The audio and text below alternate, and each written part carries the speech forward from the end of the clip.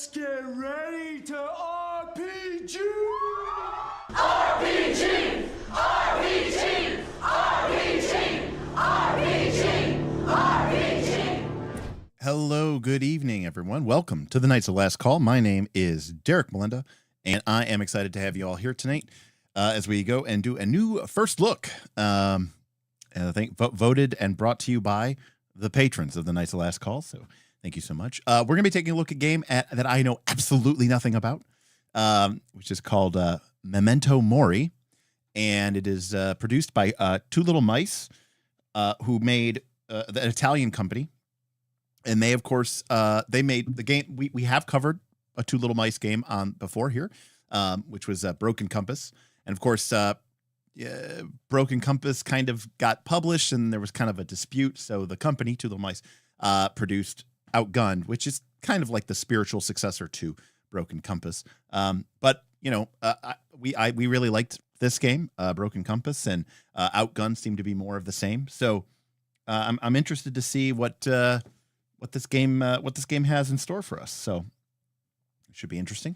Now, full disclosure, I cheated a little bit, which is to say, I bought the quick start rules, which was a pay what you want, but you know, I threw them $5 or whatever, instead of buying the full PDF, which is like $25 or something, because I saw that the full PDF is like 200 something pages plus, and the quick start is still like almost 80-90 pages. So I figured we're not going to be able to get through all that. Anyways, it's just a first look, so you know, we'll kind of save some of the drive-through RPG credit, because we've been doing so many first looks that normally the first looks pay for themselves, which is to say, thanks to you all using our affiliate link with drive-through RPG, you all are such crazy gamers that you buy so much stuff from drive-through RPG that we are able to pay for all of these PDFs through the, you know, whatever 1 or 2% back we get through the affiliate program.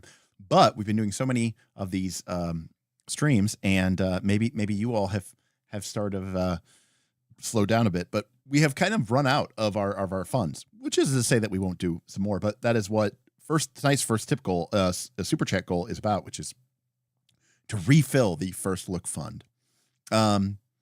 Secondarily, we have a tip goal, which is try a second look stream with Bob, and that doesn't necessarily mean for this game, but some folks were talking today in the Patreon Discord, and Bob kind of had this idea of, you know, there's some games that get a little bit of momentum going, and it'd be kind of maybe interesting for Bob to sort of take a second look and bring Bob on and maybe kind of explain the game to him.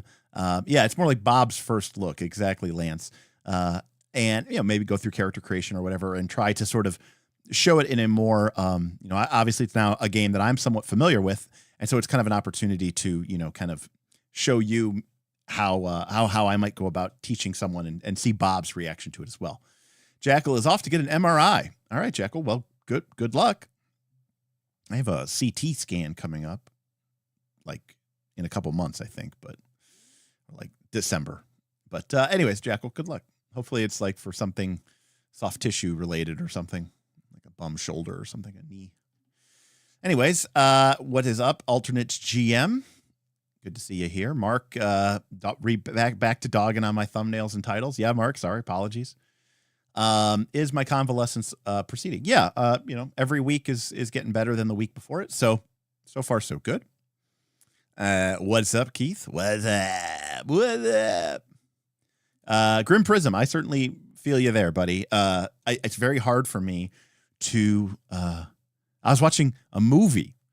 Now, to be clear, it's a movie I've seen before many times, but I was watching a movie on YouTube. It was free. YouTube recommended it to me, and I was like, I love this movie. I haven't seen this movie in years. So 13th Warrior, Antonio Banderas, great movie.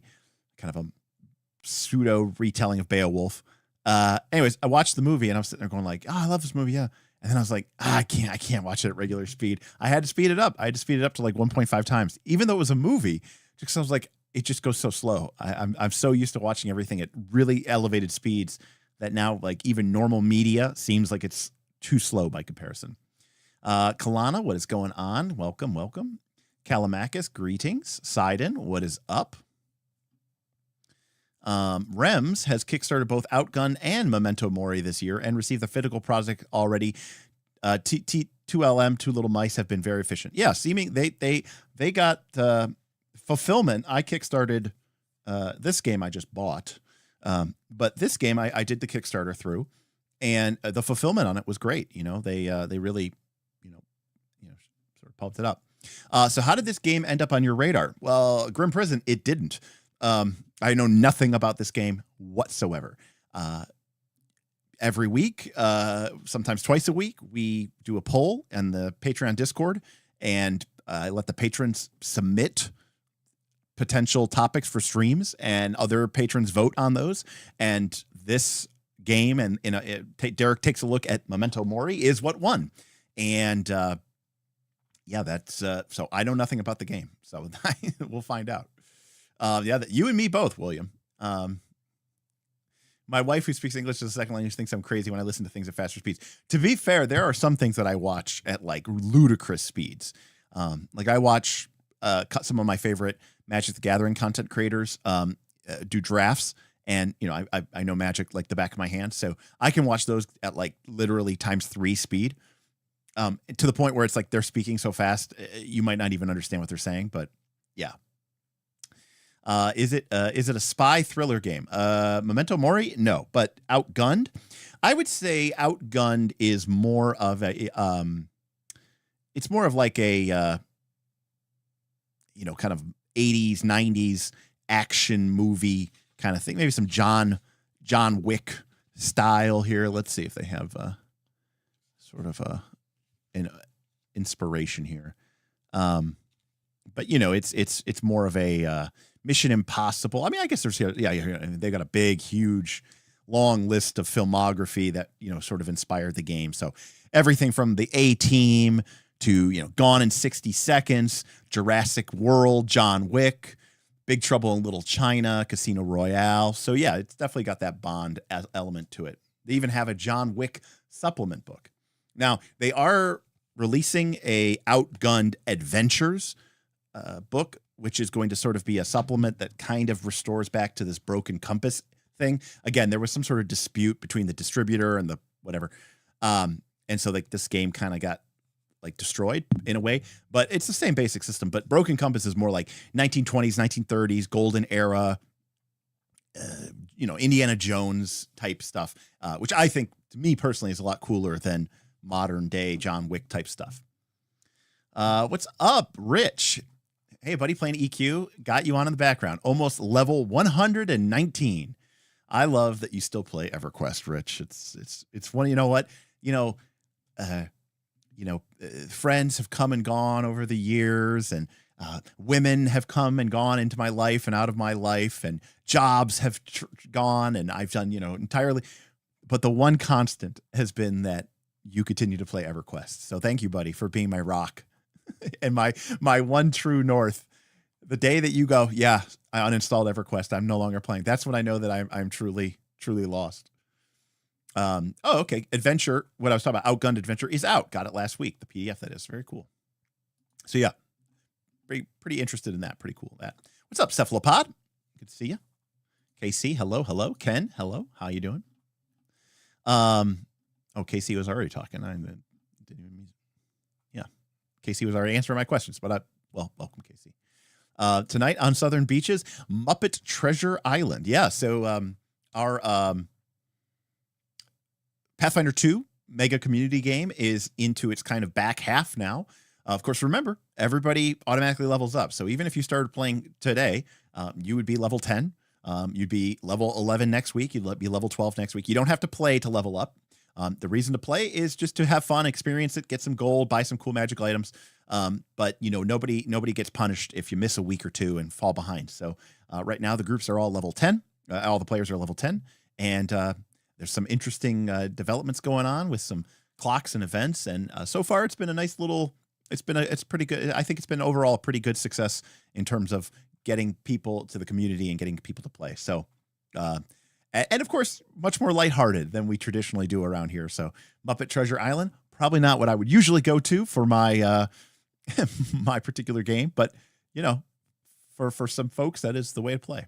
And of course, there's some crazy, wild characters, as one might expect from Pathfinder 2. Ken, Memento Mori translates to remember that you must die. This sounds fun. Yes. Or, remember thou art mortals, right? Supposedly, like when the great generals from Rome would come back from, glorious victory, and they would be riding through the streets to the, a grand affair of applause and adulation. There would be someone next to them saying, Memento Mori, right? Remember that you're mortal. Remember that you're a die. You're just a man. You're no matter what you accomplish, you will die. So supposedly. So yeah, we'll see what we got. All right. Well, let me get the PDF open here. Bloop. All right. Hello. And again, of course, if you have any comments or questions, feel free to drop them in chat. First looks are sometimes a little bit tougher because I'm looking over here at my PDF instead of looking into the screen and looking at the chat. But tip and super chat is appreciated if you want to grab my attention. There we go. All right. Evil Death. I guess we have the chroma key off. Let's fix that.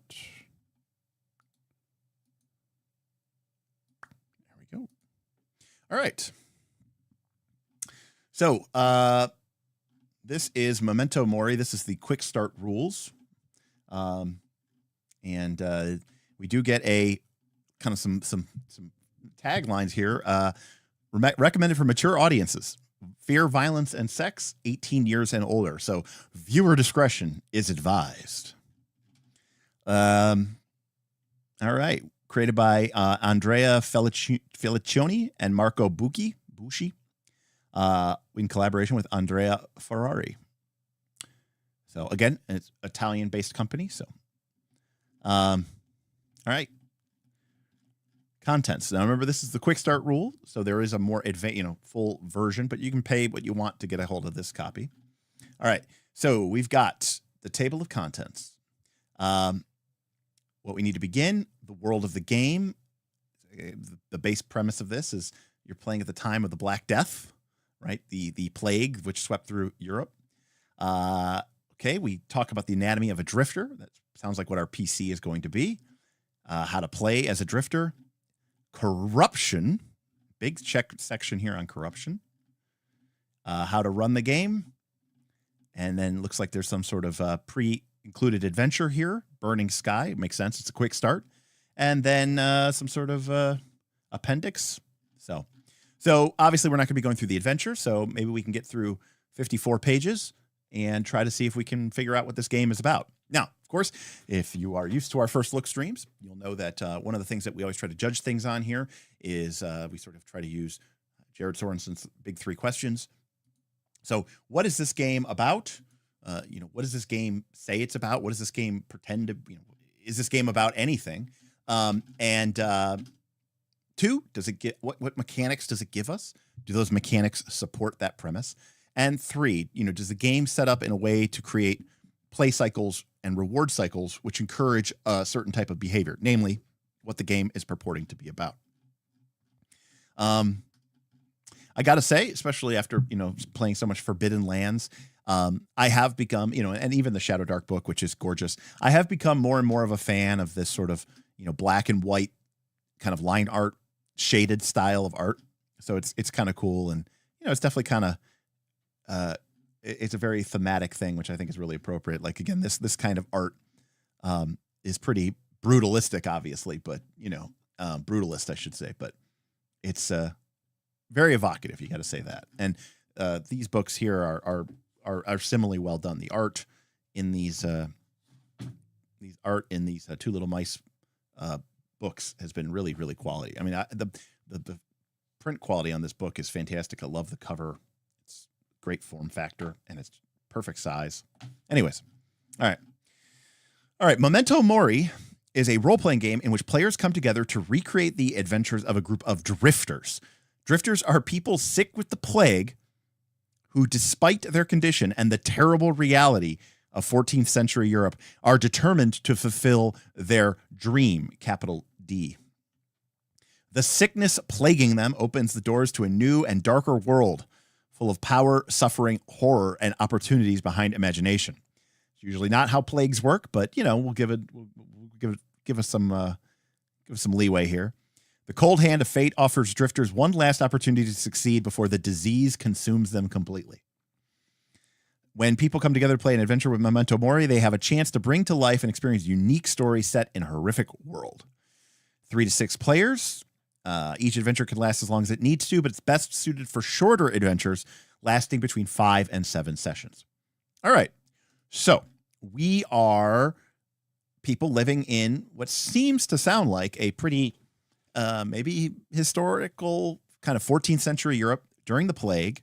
However, there seems to be a bit of a fantasy element here because somehow being sick gives us superpowers, is what I'm reading this to say, so that we can try to fulfill one last quest or something like that before disease consumes us. Maybe. I don't know. We'll see. Now, it does seem to be an assumption that we will die, right? We're not going to be able to cure ourselves. My dream is to not die of the plague. Maybe that is a thing, but it seems like the whole point of this is your days are limited. And, even the concept itself seems to say, hey, this is probably not something you're going to play for 30 sessions, right? 5 to 7 sessions is probably what you're going to get out of it. All right. All right. So you have players and narrator, our GM, pretty standard here. Drifters are both the main protagonist and the driving source of conflict between the two worlds. They have the ability to travel from the real world of the late Middle Ages to the supernatural world that runs parallel to it, known as Beyond the Veil. Oh, okay. So yeah, okay. So much for historicalism. We are unique creatures who can accomplish feats. So we're middle-aged Europeans, Middle Ages Europeans who are dying of the plague, but now can plane shift. Okay. Again, I have no idea why this game was made or what inspired them to make this game, but I just gotta tip my hat to people because, I've thought about, especially, I have patrons who are always like, Derek, you should make a game. And, some other content creators are like, Derek, when are you going to make a game? And I'm always like, I'm not a game designer, but I when I see games like this, I go, man, there are just people out there who are so much more creative and so much, and sometimes like, in a mad scientist sort of insane genius kind of way. Because I just see these games, Heart, Memento Mori, and I go, where did you come up with this? Like what in your mind led you to, I mean, by comparison, I feel like such a toad, such an like, I'm like, I don't know, I like swords. I like fireballs, like I like fighting dragons and going into dungeons, right? Like I'm just so boring compared to these people. It's crazy. All right. So we're dying of the plague and now we can plane shift as one does. The narrator is the GM. Basically is what they're saying here. Okay. Big section on player safety.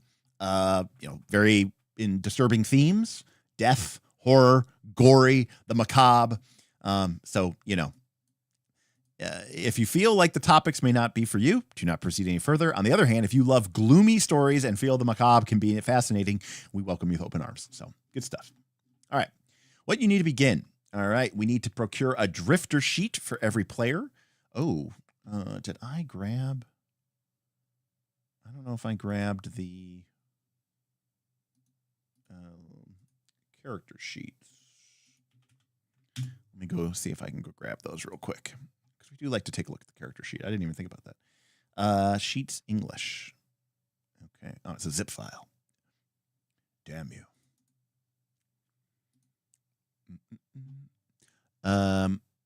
Okay, it looks like it's, there we go. Okay. So this is our character sheet. It's one page. We have a section for our name. The font is very creative and also very difficult to read. For me personally. So we have name and 2 boxes next to it. I don't know if that means anything. gift of the name. Which new identity arises when you sacrifice your name, capital letter, your dream, your greatest ambition, your mark, the seal granted by the curse. We have section for bonds, our most precious memory. We have 5 stats: nerves, cerebrum, viscera, heart, and blood. We have a stigma, equipment, and virtues. So I'm not going to lie. This is one of those games where I go, I have no idea how any of this works. Just based off of the character sheet, who the hell knows? We do see that there's some check boxes on here, but doesn't seem like it's an overly complex concept because the character sheet's pretty sparse, all things considered. All right, let's go back to our thing here. So we'll need a drifter sheet and a dozen 6-sided dice. We'll often mention white dice and black dice. It's not important that they be in 2 specific colors, but you just need 2 different colors of dice. It's very important that everyone at the table knows the difference between these dice. All right. Very cool. More fun artwork. All right. We're not going to get too much into this, but we'll try to do this here.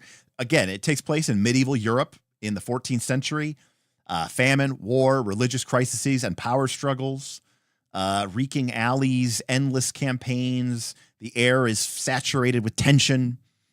The poor are left to rot and face their doom. And in the darkest corners of this reality, ruled by superstition, there are gates to beyond the veil, to a world where every nightmare, monster, and curse in European folklore is real. The characters in Memento Mori go on terrible adventures, locked between the hardships of their home world and the threats of the supernatural world. So we got some information here set in Europe between 1347 and 1353 AD. So very specifically, 6 years during the Black Death. Some historical information here. The epidemic claimed 1/3 of the population. Texts from the time describe the atmosphere as apocalyptic. Victims of the plague dumped in mass graves, or more rarely burned on huge pyres. I'm not dead yet. I'm getting better. Bring out your dead. Many people were convinced the doors of hell had opened onto our world and that humanity itself was doomed. No medical knowledge, yada, yada, yada. Things sucked. There we go. Bring out your dead. Bring out your dead. All right. Again, if you see this kind of art in your RPG book and you think, man, that is a game I want to play, this is the game for you. All right. So that's all pretty historical. What about this Beyond the Veil? Medieval mythology is a complex web of legends. They reduce this myth to stories of fiction, studying them as cultures and customs. Memento Mori turns this assumption on the head. In the world beyond the veil, every creature, every myth, and every legend is true. In this world of horror, magic is as ordinary as grass. Evil proliferates and incarnates in wondrous monstrosities, and corruption travels on wings made of legends. All right. It is not a different planet. It is not metaphysically located in a different dimension.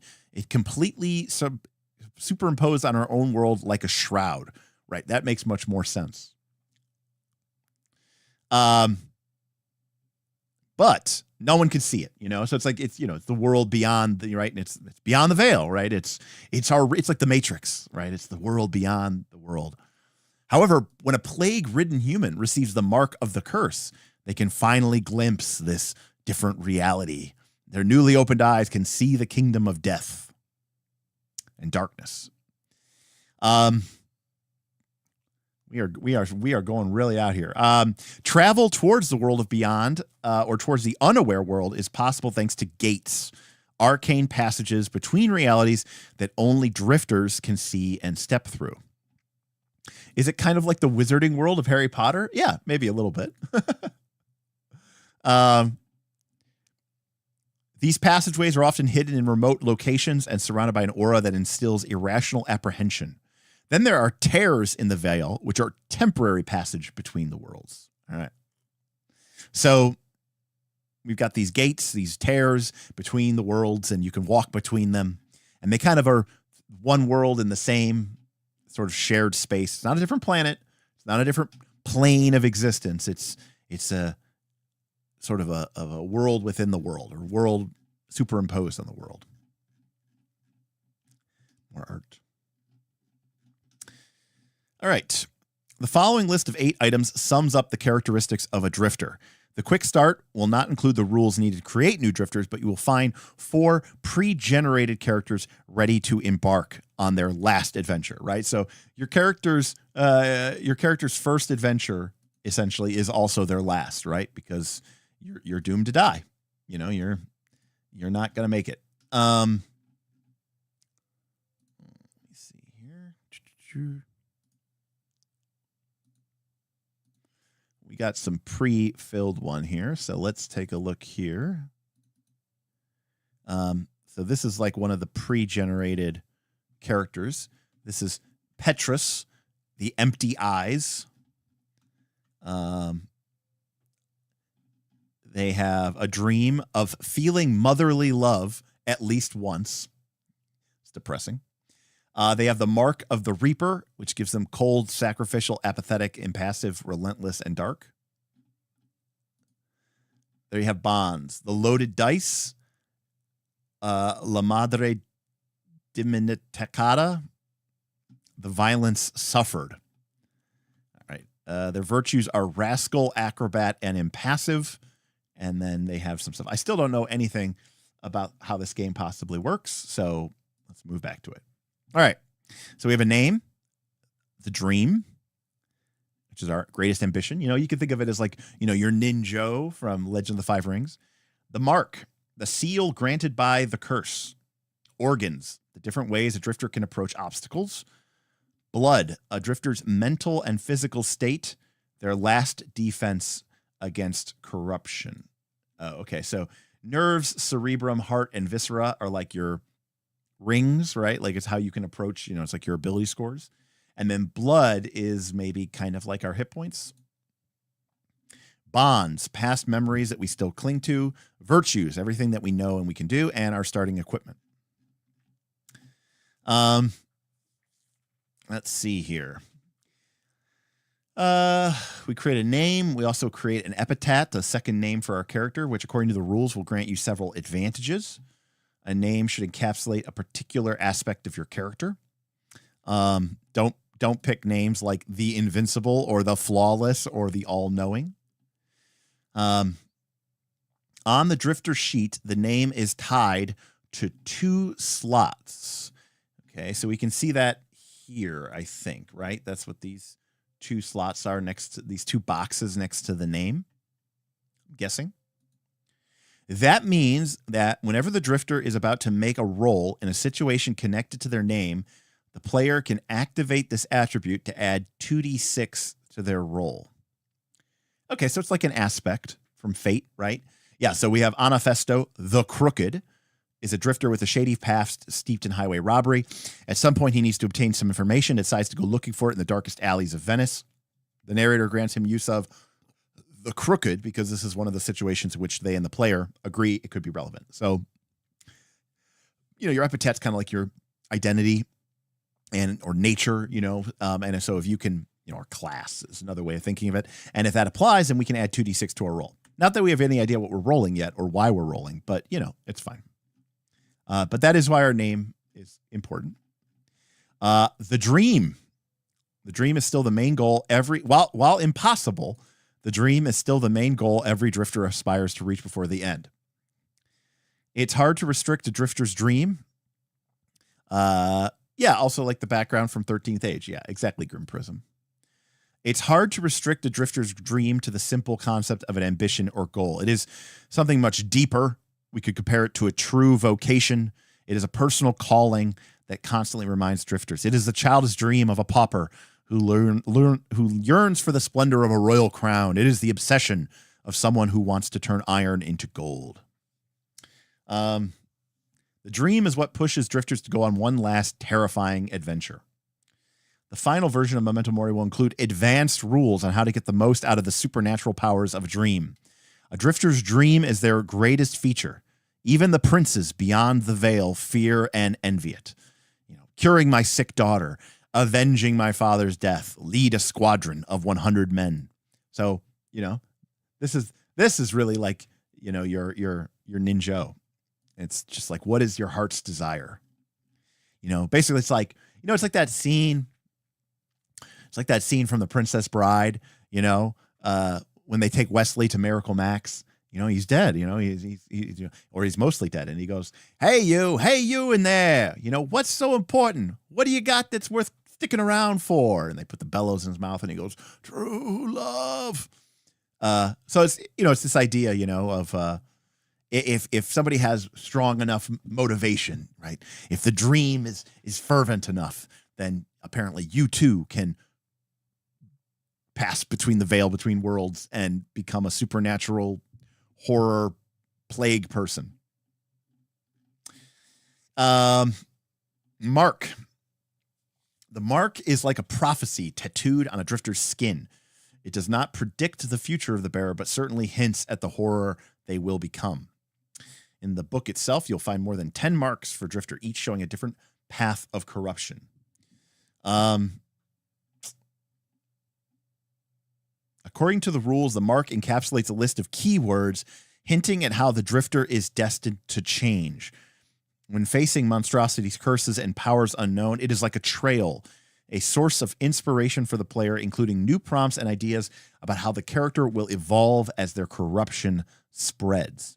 So again, going back to our pre-gen character here, Petrus the Empty Eyes, they have the mark of the Reaper, and we can kind of see this, this progression of these traits, perhaps as the corruption, as the darkness takes hold, right? They become cold and apathetic, impassive, relentless, dark, right? Not exactly great traits here. All right. I don't know if it does anything for us, but certainly sort of like our path to corruption, right? Organs represent the various basic abilities of a drifter and are tied to the various ways that we approach obstacles. These represent more than simple quantifications of strength and speed and intelligence and charisma. They are the totality of their skills within a specific context. A drifter could perform badly in the heat of battle, but still have a surprising amount of strength they can call on when trying to protect someone they care for. They could be extremely sly and cunning when it comes to plotting any type of crime, but be completely unable to apply the same brilliance in other contexts. All right. Nerve is when they act out of instinct, when they let out. So that, yeah, this is much more like approaches, right, from Legend of the Five Rings or from Fate Accelerated Edition. Then rather than just saying, this is your strength score, and this is your dex score, and this is your int score. When you act out of instinct, when you use your most basic impulses, you roll with nerve. This is almost more like I don't know.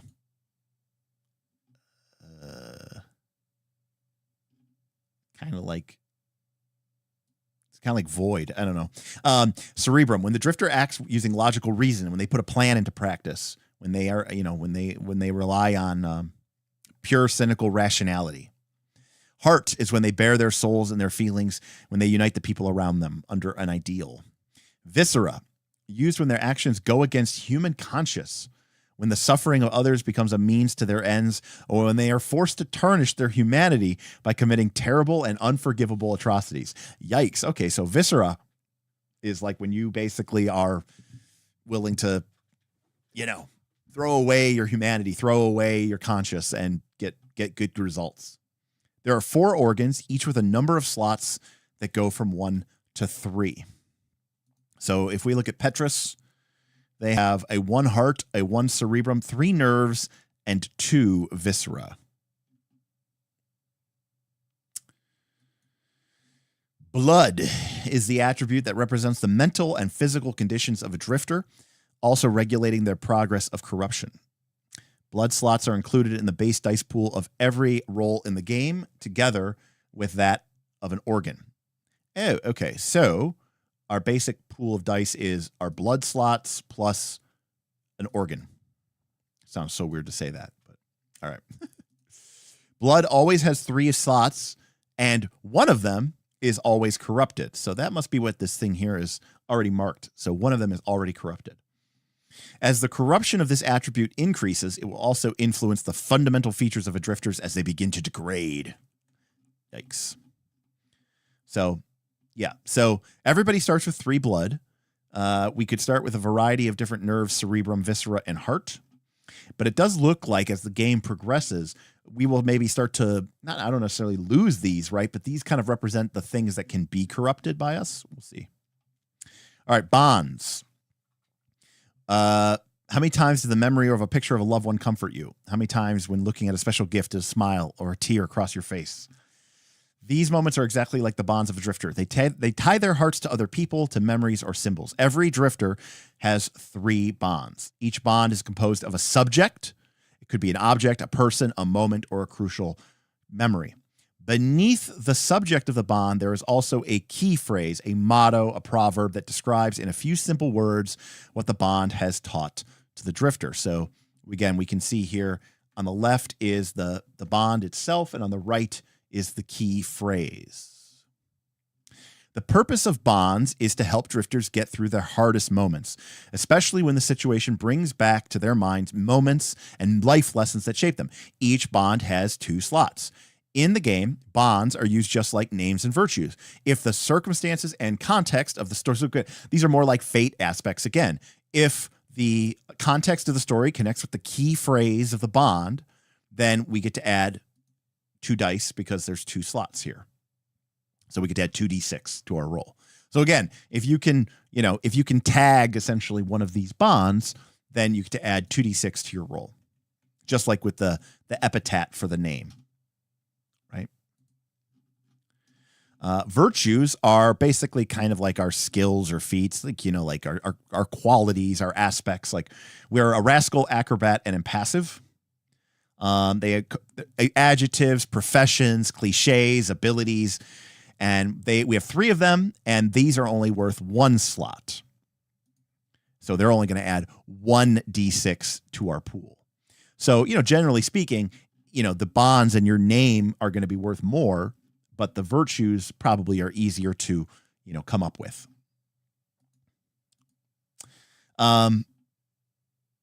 Let's see, a drifter, for example, has managed to gain admittance to a small council with the bishop. The meeting is being held to persuade the pontiff to finance a rather risky expedition, but nobody appears to be able to change his mind. The drifter then tries to do it by calling on his virtue, diplomat. All right, and then starting equipment. I'm not really too excited about that, but, this guy's got a rogue's clothes, pouch, bandage, travel supplies, and sharp daggers. Basically, if you think the role and backstory of your drifting mean that you can own and carry a specific item, then they have it.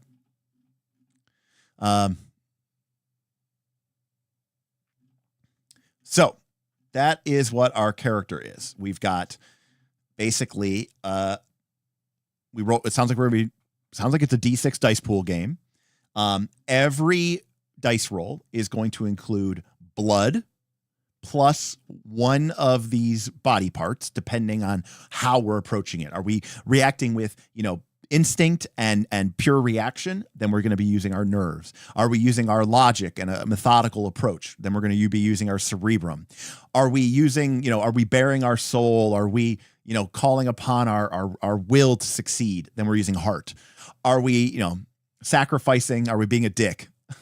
Then we can use viscera. So, again, I'm just guessing here, but it sounds like the number of open slots is how many dice you roll. So one of our bloods is already filled out, but we'll get to this in a moment. But so like if we were doing nerves, we would be rolling 5 dice. Nerves plus blood, 3 plus 2 is 5. But if we could tag our name or a bond or a virtue, then we might be able to get extra dice. All right. We've heard this language before. From a practical point of view, a Memento Mori, a gaming session, is nothing more than a conversation between the narrators and the players. Everybody is influenced by PBTA. The narrator lays obstacles and story in front of them, and the players react to the situations while staying in character and trying to find a best possible solution. Role-playing 101. Every time a player speaks to describe what their drifter wants and does, they are stating an action. Walk through the mud, get close to the old tree, turn to the beggar and whisper, quiet or I'll shut you up for good, yada, yada. Most of these are completely mundane and there's no need to regulate them. However, sometimes they trigger a move. No, I'm kidding, but not really, because that's what they're going to say. The rules of the game don't focus on these actions and only deal with critical or risky situations that arise when darkness threatens the characters, when they must face a series of dangers, or when they must fight against a creature. These are all the situations when the results of the character's actions make a difference to the story, and as such, now we need dice rolls in order to resolve them. So basic RPG 101, we're not rolling dice for anything and everything. We are rolling them only when we are dealing with a critical or risky situation, when darkness threatens the characters, when we must face a series of dangers, or when we fight against a creature. So those are the three kind of areas that you're kind of looking out for. I like this art here at the top of this sort of banner art at the top. All right. Only the players roll. I figured, but you gotta love it. There are no situations in Memento Mori where the narrator needs to roll dice. As far as the rules are concerned, the narrator's only duty is to determine the difficulty of roll and whether any bonuses or penalties will apply. Love it. You know me, I hate rolling dice. Or at least I hate rolling dice in like the same context that the players roll the dice. As such, the story unfolds as a continuous exchange between narrator and players, and dice rolls interrupt the flow only when needed to accentuate specific situations or to keep everyone on the edge of their seat, which is good stuff. The bad mamma jamma right there. Rawr. All right. When to roll. Rolling the dice. I like that this is in bold. Good for them. Rolling the dice should not be the first thing taken into consideration when they start an action, right? So I love this idea. In fact, I gave it this advice. I think it was on stream, but it was during our Q&A. It was about like PBTA. And they were saying, like, how do we, we've been having a hard time translating from, traditional D20 or whatever to PBTA. And I said, one of the best things that you can assume is assume that anytime anybody does something that it doesn't require a roll. Only make the roll if the rules absolutely demand that there is a roll made. If otherwise, just assume that there is no roll needed. So anyways, rolling the dice should not be the first thing taken into consideration when a player states an action. That's great advice. If the success or failure of a player's stated action could influence the story going forward, then it's time to pick up the dice. State their action and narrate their approach. Approve it. I love it. Identify the organ and other attributes that are involved in their action. They gain a number of D6 equal to the slots involved. The narrator communicates the difficulty needed, plus any relevant bonuses or thresholds. We'll get to there in a second. The player rolls the dice and counts the number of successes. Then the narrator or the player describe the outcome of the action, interpreting the result of the dice roll. So pretty basic. Player states an action, describes their approach. Based on the way that they're describing their approach, they'll identify one of the organs that makes the most sense there. We gather a pool of D6. The narrator communicates the difficulty. And then we roll the dice and count the number of successes. And then we determine whether they succeeded or failed, or describe the outcome based on interpreting the dice rolls. All right, let's get to the heart of the matter. Dice, slots, and difficulty. So this is kind of the heart of the system here. In Memento Mori, you roll small pools of D6 to determine the results of all actions with uncertain consequences. The number and color of the dice. That's right. We forgot about the color. I did forget about the color.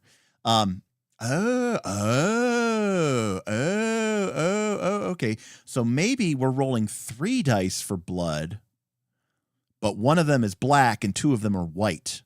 Right. And as our attributes become corrupted, we start rolling more black dice instead of white dice. Right. Maybe something like that. Maybe that's what's going to happen here. That could be cool. I could see where that's going. The reason why that actually comes up. Well, before I start stroking my own ego, we'll see what happens here.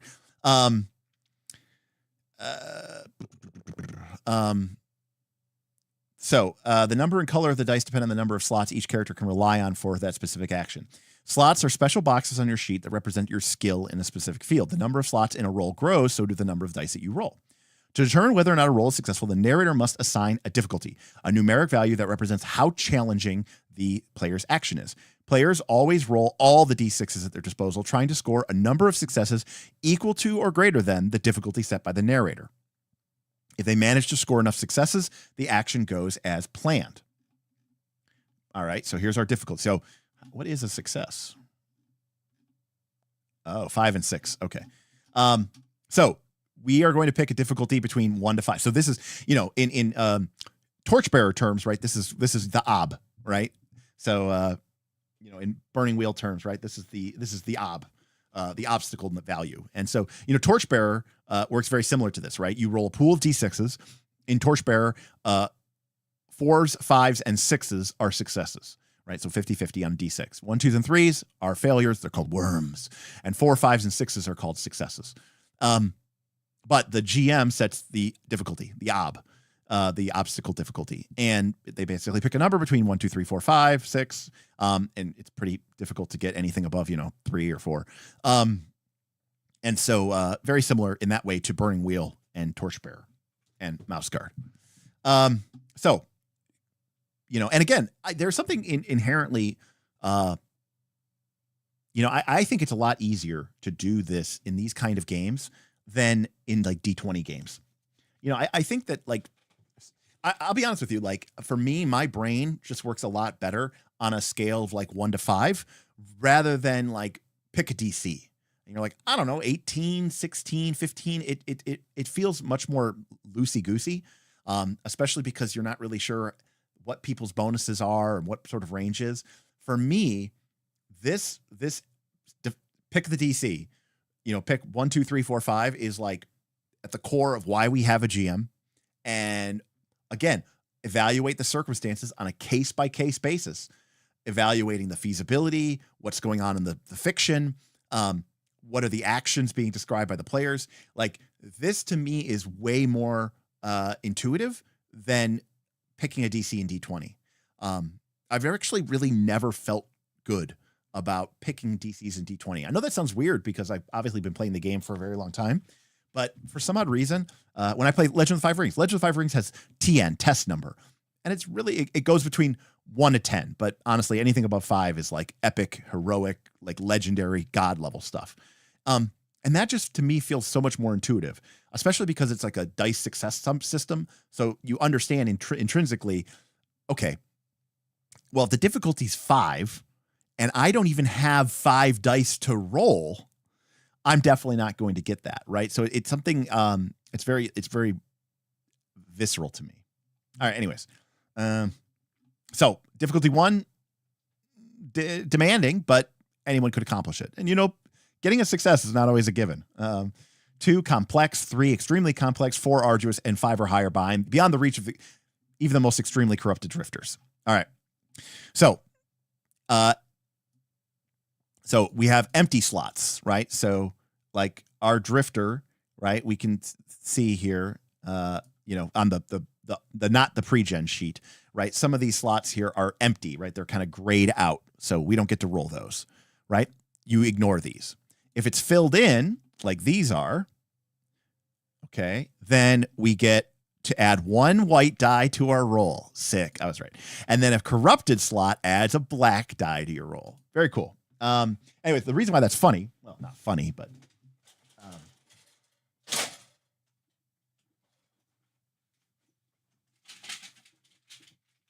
is I have just a ton of white and black D6s because this is how Fiasco works. When you play Fiasco, you accumulate white dice and black dice, and they kind of work against each other, and you accumulate them throughout the game, and that kind of determines what happens to your character at the end of Fiasco.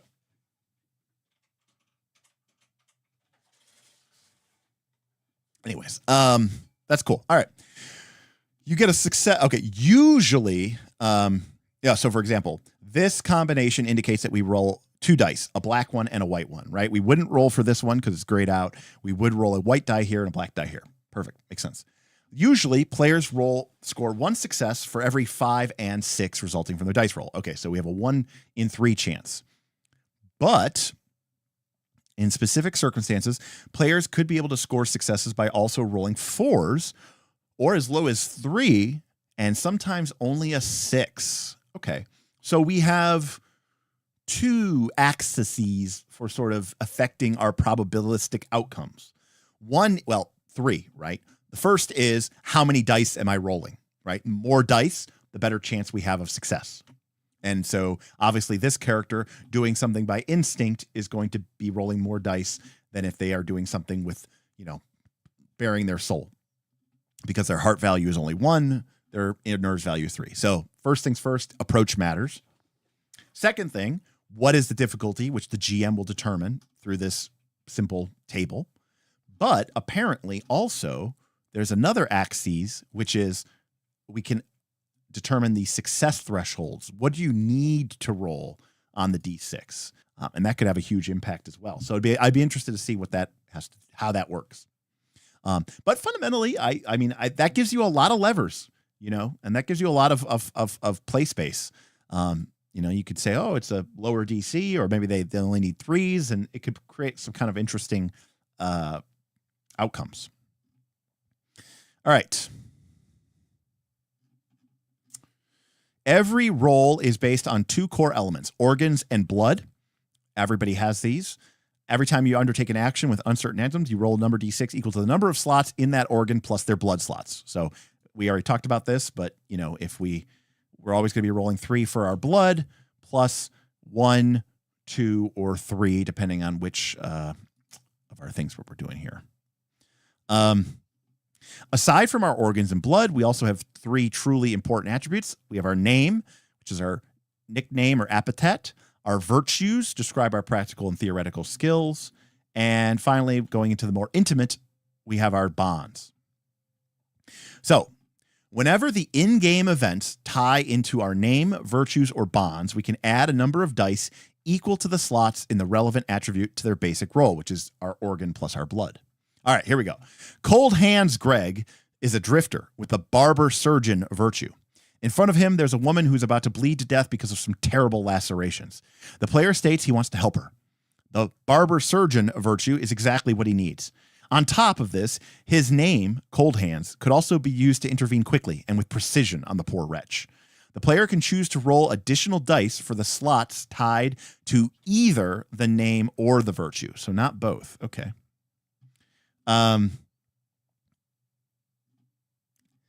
For every roll, you can only call on one attribute between names, virtues, and bonds. Okay. So we'll always have blood. We'll always have blood. We'll always have one of the 4 organs. And then we'll either, if it applies, we could add up to 2 for our name, 2 for bond, or 1 for virtue, but only 1. So we're only going to be able to add 1 to 2 dice additional to that. So like our best roll would be if, we have an ace up our sleeve. So we have 1, 2, 3 from blood, 1, 2, 3 from nerves, and we have 2 from loaded dice. So we're rolling 8 dice. All right. Corruption is the core theme of the gaming experience. All right. So this game is telling us this is what this game is about. It is at the heart of the stories, of the player's interpretation, and above all, the game mechanics. It's a good place to be. As the plague spreads, so does the corruption, and vice versa. This is represented on your sheets. Whenever the corruption of the drifter grows, the player will have to blacken 1 or more slots on their sheet. This action has crucial consequences in the game economy. Whenever a player makes a roll that involves corrupted slots, they must add to the pool a black die instead of a standard white die. A non-corrupted slot always grants a white die D6, while a corrupted slot always grants a black D6. Cool. All right, why do we care about that? Why does that matter? So what's the difference between white and decked? All right. When you roll a 6 on a black, so by the way, starting off, we have 1 point of corruption in blood, right? So we're going to be rolling mostly white dice, but we'll always, always, always be rolling 1 black die. When rolling a 6 on a black die, you gain a special type of success known as the dark success, but worth as much as 3 normal successes. When this happens, the player must also blacken 1 blood slot. So success comes at a price. When rolling a 1 on a black die, you score a dark failure, which will erase a success gained with another die. So black dice are very highly variable, right? On a 6, we get multiple exploding successes, or 3 or more. But we also get more corrupted. And on a 1, it cancels out a success. So black dice are, they give and they take. An especially corrupted drifter with many black slots on their sheet is waiting for his companions, and he's tasked with organizing an ambush. He picks up 66, with 3 of them being black. He scores 2 successes in the roll, but one of them is a 6 on a black. This means that he scores 4 successes, as rolling a 6 on that black die is equal to 3. But that's not all, as the other black die has landed on a 1, so we subtract 1. So 1 plus 3 minus 1 is 3 still. Overall, you're going to get more successes from black dice than you are going to get penalties, right? Because 3 is outweighed by 1. All right, so mechanically, it's kind of a cool balance, right? Like our characters will become they'll become more powerful, but also more volatile as we gain corruption.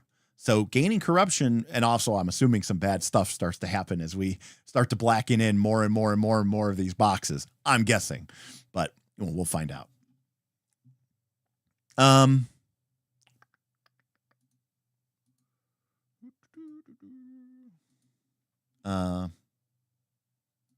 By the way, as we approach the first hour here, I just want to say thank you to everybody who's watching. Looks like we got somewhere around 50 to 55 people tonight. Pretty good for a first look when we're talking about some obscure game that nobody knows. So appreciate you all hanging out with me tonight as we look at Memento Mori. All right. And if you're interested in helping decide what streams we do, maybe consider joining the Patreon. Patreon.com/nightslastcall. You can join our Discord, and then you can hang out with us and talk games and play games and have fun. Games like, who knows? We do these shows, and then people get excited about some games, and then before you know it, someone's running a Memento Mori game.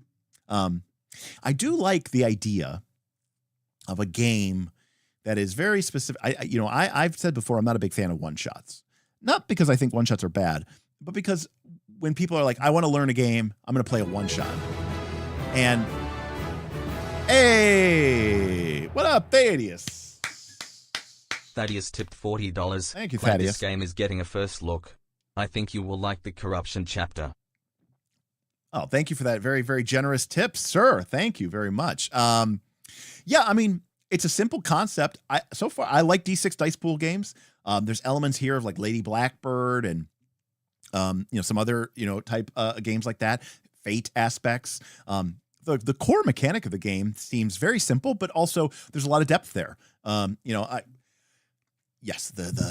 concept of the game is a little crazy, right? It's not, again, I like, a little bit more basic fantasy than that. But it is I think interesting. So I'm curious about this corruption, but I did want to I think another thing that I think is really interesting, Thaddeus, is that I don't like one shots because I don't think that they're bad per se, but I think they're a bad way to learn how a game works, because most role-playing games are not designed to be one shots. They're designed to be, to breathe a little bit and to experience some of these mechanics over time and how the leveling up works. And that's a big part of the reward cycle of these games.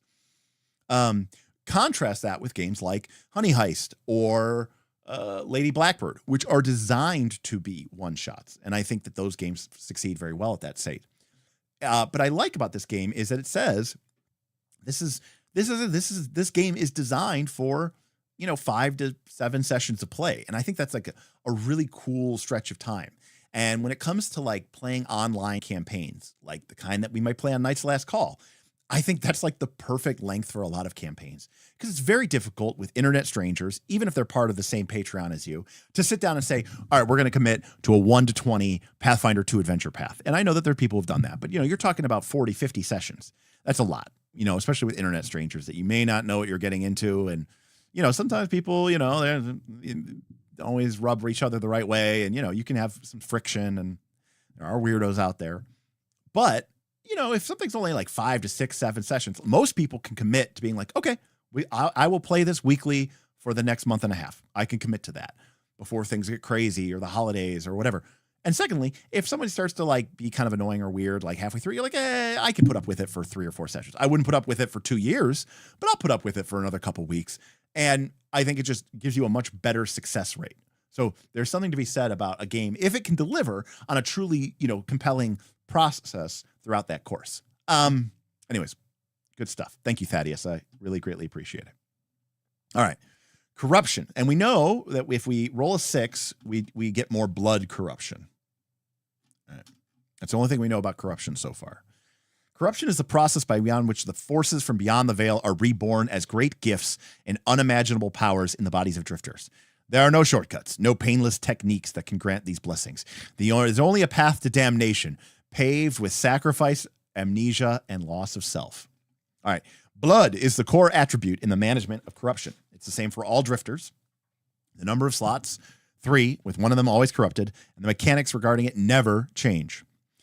Blood embodies and combines 2 key concepts, the level of corruption and the psychophysical condition of a drifter. As the body and mind of a character become more tainted, the corruption will spread even faster. When a drifter suffers trauma or puts their mental sanity on the line, the corruption will spread. On the other hand, a character who remains whole will be less susceptible to the forces of darkness. Blood is the marker that represents and regulates this constant tension. Whenever a drifter suffers trauma, the blood will be involved. All damage inflicted to a drifter's mind or body will be represented as 1 blood slot becoming corrupted. But we only have 2 slots to be corrupted. So basically, it's your mental hit points and it's your physical hit points, right? Suffering trauma is not the only way in which blood slots can get corrupted. Here is a short list of the ways we will consider in the quick start option, with more options in the full game. If we suffer physical or psychological damage, if we roll a 6 and get a dark success on one of our D6, or if we acting to create an advantage for another character. Okay, that's something interesting. We don't know what that is. Whenever one of these events occur, the drifter will suffer 1 blood corruption, from now on abbreviated as BC. You will find 1 BC whenever you must blacken 1 blood slot, and 2 BC to blacken 2.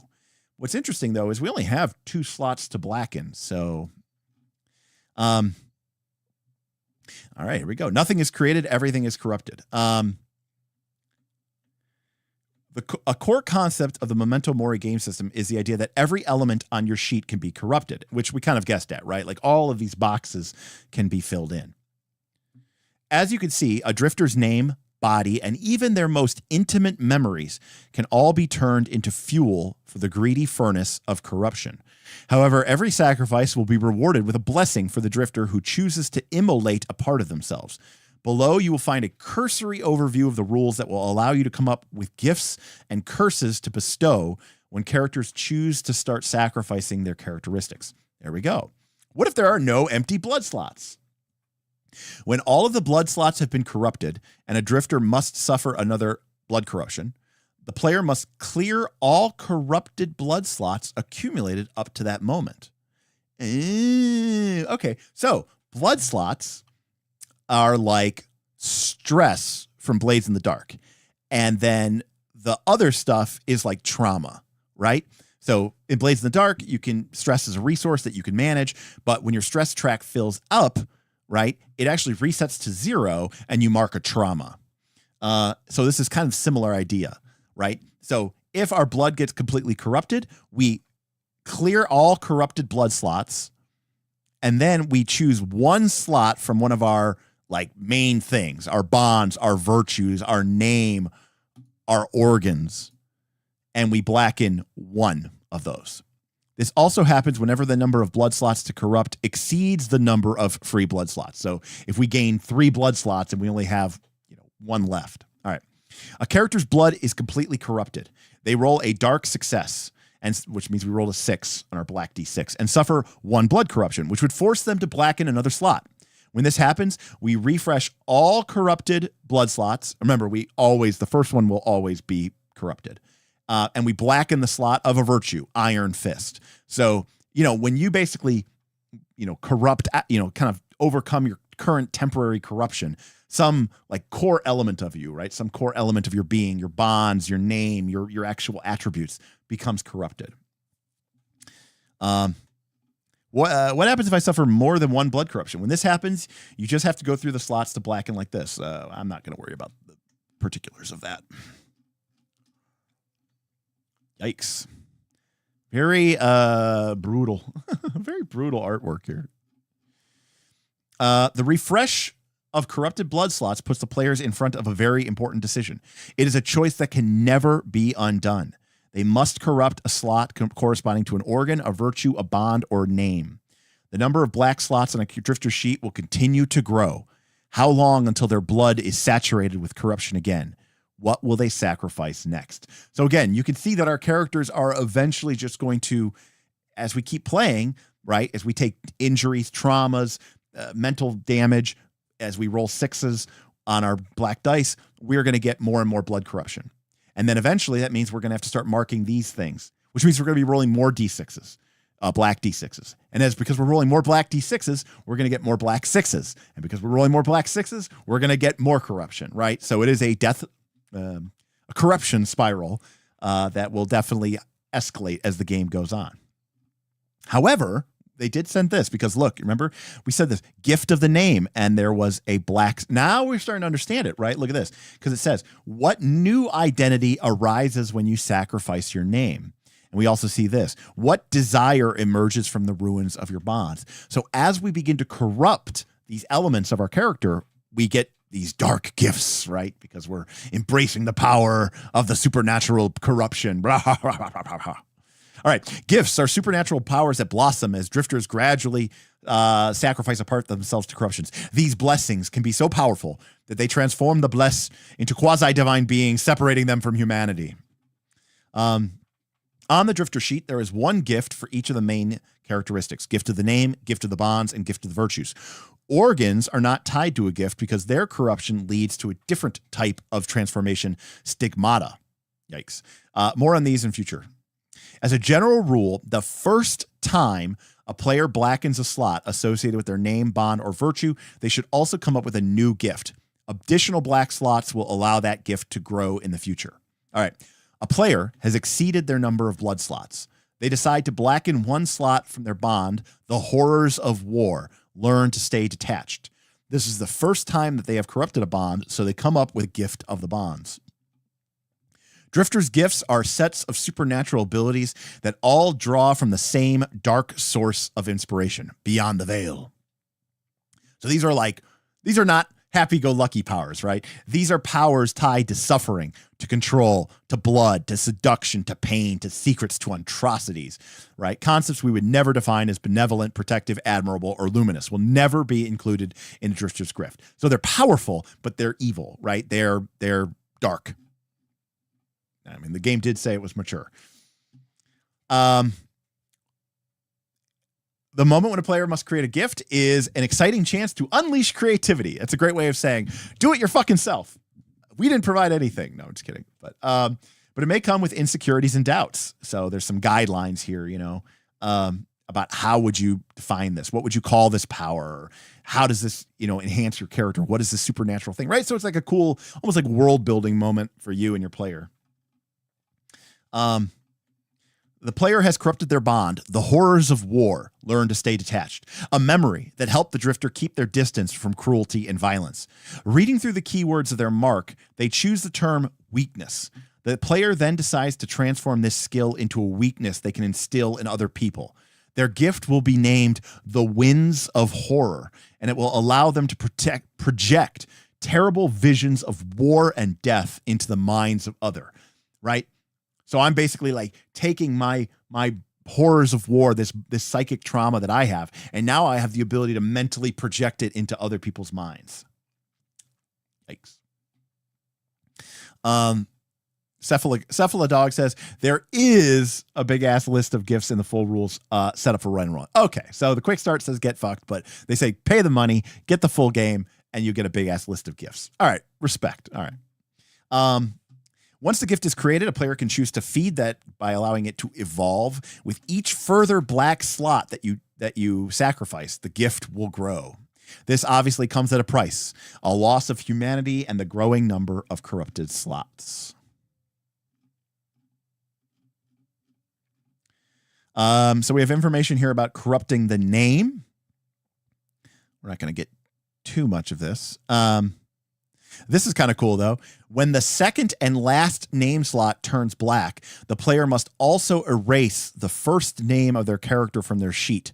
From then on, the drifter will identify solely with the dark epithet of their gift, right? So, like, if you become, if Petrus starts off as Petrus Empty Eyes, and as the gift of my name is becomes like the Dark Wanderer, right? Eventually, once this becomes fully corrupted, I won't be known as Petrus anymore, right? I will only be known as the Dark Wanderer. That's kind of cool.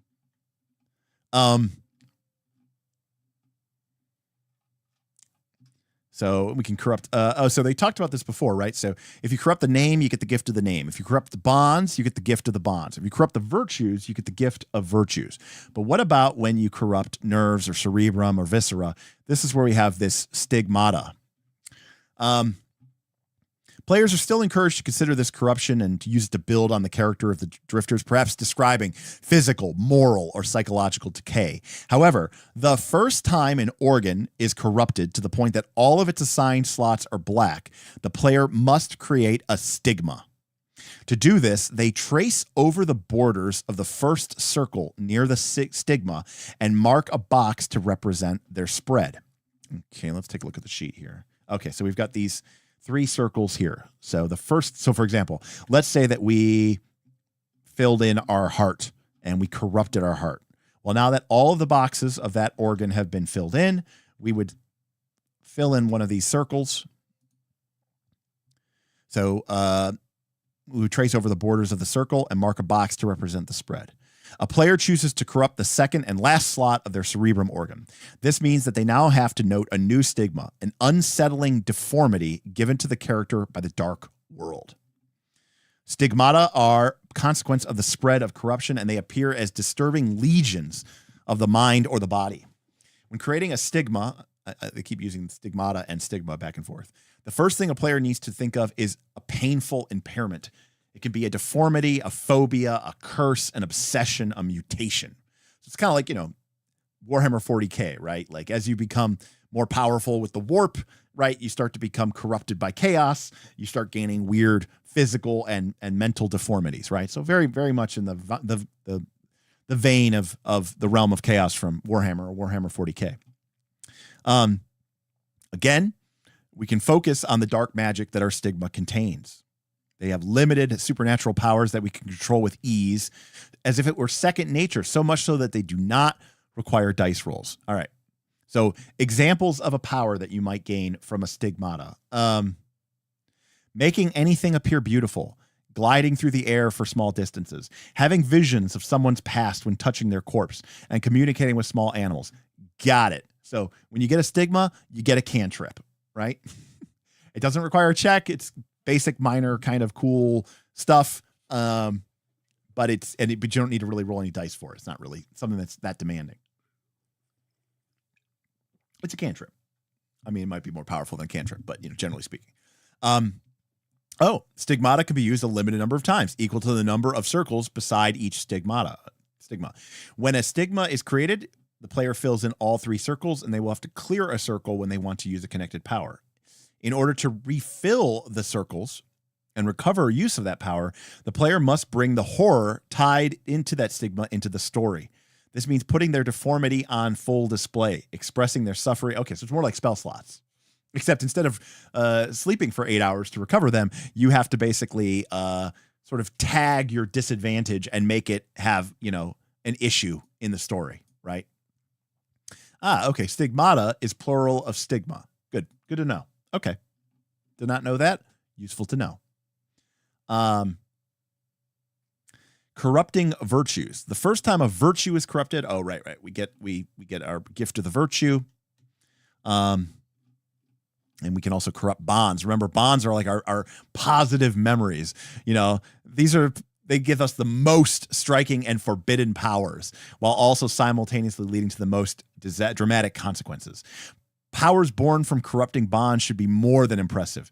They should be imagined with a certain ability to grow, right? We've got a lot of boxes to fill in for bonds, right? We've got 6 boxes to fill in. So as bonds gets more and more and more, filled in, like this bond, right? Because think about it, like your name can only get up to 2 points of corruption, right? Your virtues can only get up to 3 points of corruption, but your bonds can get up to 6 points of corruption. So that's massive, right? A player decides to corrupt one of their bonds and creates their gift, Voice from Beyond the Veil. At first, this gift grants them the ability to modulate their voice to perfectly mimic any sound of any kind. But as they continue to blacken more bond slots, this will grow, allowing their voice to reach unbelievably far or travel to specific people that they have met even just once. And by the time they have them all filled, they've become Black Bolt, and they can just, shatter buildings with the merest whisper. I'm making that up, but why not? YOLO.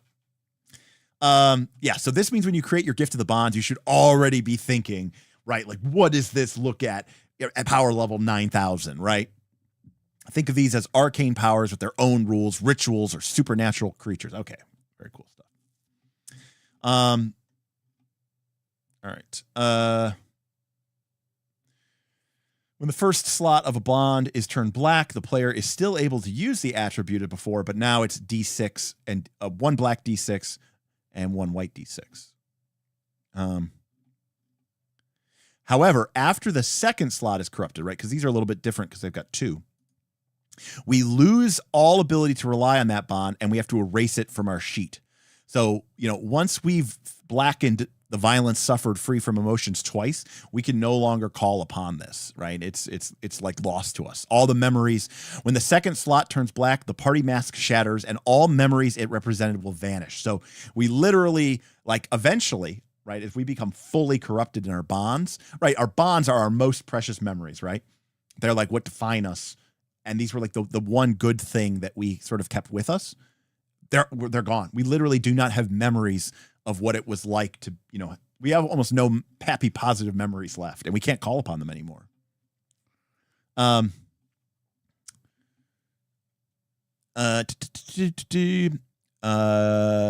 gifts from beyond the veil become an integral part of the Drifter as soon as they appear. The Drifter can immediately use them, and if it weren't for the initial dismay and bewilderment they would cause, they could even do so spontaneously. They can always rely on their powers. To use one of their gifts, a player must make a roll to confront with a set difficulty. The narrator should never move the bar used to assign difficulty to a roll. It is normal for drifters with their growing powers to be able to do... Okay, in other words, don't scale up the DC just because people are rolling more dice. This isn't Pathfinder 2, right? The DC should be the number of successes you need should be the number of successes yours. As you get higher level, you're going to be able to do more powerful shit, or you're going to be able to do the minor stuff almost trivially, right? All right. To use a gift, a player must roll a pool of D6 calculated by adding up the slots of an organ of blood as well as all of the black only slots in that attribute tied to that gift. So in other words, the more corrupted you become, the more powerful it is for you to call upon a gift. Since gifts come from corrupted slots, they always add black D6s to the pool. As such, they are very powerful, but very dangerous, as they can lead to more corruption. Very cool. So again, it's that classic, with great power comes great cost, right? And it's kind of like you're basically like, it's like, again, it's just like like anything classic, right? Like as you gain more dark knowledge, in order to accomplish your great task, what are you sacrificing, right? Like, what are you leaving behind? How much of your humanity will you sacrifice in order to achieve your dream? I mean, in some ways, it's right. It's the same fundamental question that Legend of the Five Rings is asking, right? You have your duty to your lord, you have your heart's desire, but you also live in a world where, your personal honor is at stake, where your reputation, your glory in the empire is being weighed and measured at every step of the way. How will you sacrifice? What will you sacrifice, right? And it's exploring that issue that it becomes the defining concept of Legend of the Five Rings. So that is the core element of the game. So let's get into some of the GMing stuff here. How to narrate for Memento Mori. All right. When the narrator, that's us, the GM, decides it is time to make a roll and establishes the difficulty to pass. Remember, that's the number of successes they need. The ball goes to the player. Their first job is to narrate how the character approaches the situation so they can determine which organ, aka which approach, aka which ring, will come into play, and count how many D6s they will have to roll. Then they will tally up their successes. After all successes have been added up, you can see the way that was rolled. Let's consider all the possibilities. Satir, take care. Thanks for stopping by. Yeah, don't scale the DCs. This is 5 to 7 sessions for a reason. Let the players feel cool, right? It's definitely got a drive it like you have the plague, right, Casey? All right. So again, we've got a reminder here of what our difficulties are: 1, 2, 3, 4, and 5. Remember, you're rolling a dice pool. We've seen that maybe you're rolling 6 dice, 7 dice, 8 dice. You can see that getting one of these high difficulty things would be difficult. But remember, 6s are, if they're black, count as 3 successes, right? So you can see how you start to roll more black dice, getting 4 or 5 becomes much more of a possibility. But it is more volatile because a 1 also cancels ones. Anyways, if we roll lower than the difficulty, we have failed. We do not overcome the obstacle, and the situation gets worse. The threat grows. The drifter has caught the attention. The item they were competing for is lost. Their psychopathical conditions worsen. In other words, nothing. When you fail, it's not nothing. When you fail, not only did you not overcome the obstacle, but the situation gets worse. In other words, you fail and the GM makes a move. If it is higher, then we've succeeded and we've gotten everything that we wanted and we've achieved our goal and we've paid no price for it. However, as any good narrative game does, if it's exactly equal to the difficulty, we succeed at a cost. We overcome the obstacle, but we put ourselves in more danger. We leave some tracks behind, or we create hardships for an ally, right? So in other words, if we fail the roll, it's the GM makes a hard move. If we succeed, the player gets what they want and the GM doesn't make any move. And if they exactly tie, the player succeeds, but the GM gets to make a soft move. If we were putting this in PBTA terms. I like it. I mean, I like that system from Powered by the Apocalypse, but here obviously we have the advantage of having a scaling DC system, which is cool. Because that's the one thing, PBTA does not have that. Which makes PBTA much faster to operate, by the way, because now you have this additional step of, okay, let's figure out what the difficulty is. All right. The person responsible for narrating the consequences of the roll also changes depending on the result. And the narrator is not necessarily in the lead. If it fails, the narrator gets to describe what happens, right? So that's the classic, the GM makes a move. If they succeed, the player will tell everyone. And if they succeed at a cost, the player has to discuss with the narrator about the price to pay. So the idea is, on a failure, the narrator, right? This all comes down to to narrative control. If you fail, the narrator, the GM, gets full narrative control. I'm not saying that you should be a dick, but it's one of those things where it's like, I'm going to make this decision based off of what I want to see from the story and where I want to push the narrative, right? This is my opportunity to put my spin on the story. But if you equal, then the introduction of this additional challenge, this sort of soft move, is more a conversation. It's more of a back and forth. It's more of a work with the player about the price that they have to pay. I like that. I like that subtle difference. All right. And again, remember, everything equal to or above the threshold is a success. The default threshold is 5. So 5s and 6s on our D6 are success. If it's a black D6, a 6 counts as 3. And if it's a 1 on a black D6, it counts as -1. Well, how do we change this threshold of success? Success threshold. The success threshold, also simply called threshold, is the minimum score that we need to roll on a D6. Okay. By default, the standard threshold is 5. We just talked about this. However, here we go. Threshold, penalties, and bonuses. Bonuses and malices. It's called a penalty. To the threshold are crucial tools in the hands of the narrator. I do love tools, levers, knobs, dials that the narrator can use, the GM can use. Their main purpose is giving the narrator a way to influence players' roles by adding an element to their advantage or detriment. As such, bonus and penalties represent temporary situations, physical, psychological, or circumstantial, that the player must juggle to their advantage. All right, let's take a look here. Threshold bonus example. A drifter is standing at the foot of the bed where the handsome heir of Baron Darcy de Caneth is sleeping. They are there to kidnap him. The player takes the word and states that they want to quickly grab the boy by blocking his hands and covering his mouth. This happens automatically, but the boy immediately starts struggling against the grip, and the narrator asks the player to make a roll. Given the circumstances and the fact that the boy is not completely woken up and is not completely awake, the narrator grants a threshold bonus. Threshold bonuses lower the threshold by 1. Penalties increase it by the 1. They can apply as many of these bonuses and penalties as they wish, but the threshold can never go below 2 or above 6. What's interesting here is why wouldn't that just be a lower difficulty? So this is one of those things where I'm like, okay, so you're trying to, kidnap this sleeping kid.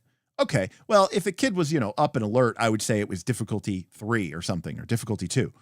But they're sleeping, so it's difficulty 1, right? Like, rather than affect the threshold, maybe they talk about this, but this is one of those situations where I could read this situation and go, oh, yeah, so make the difficulty lower, not this threshold bonus.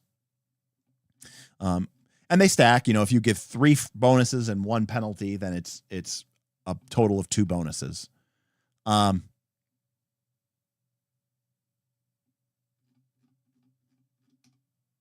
that's all they talk about here.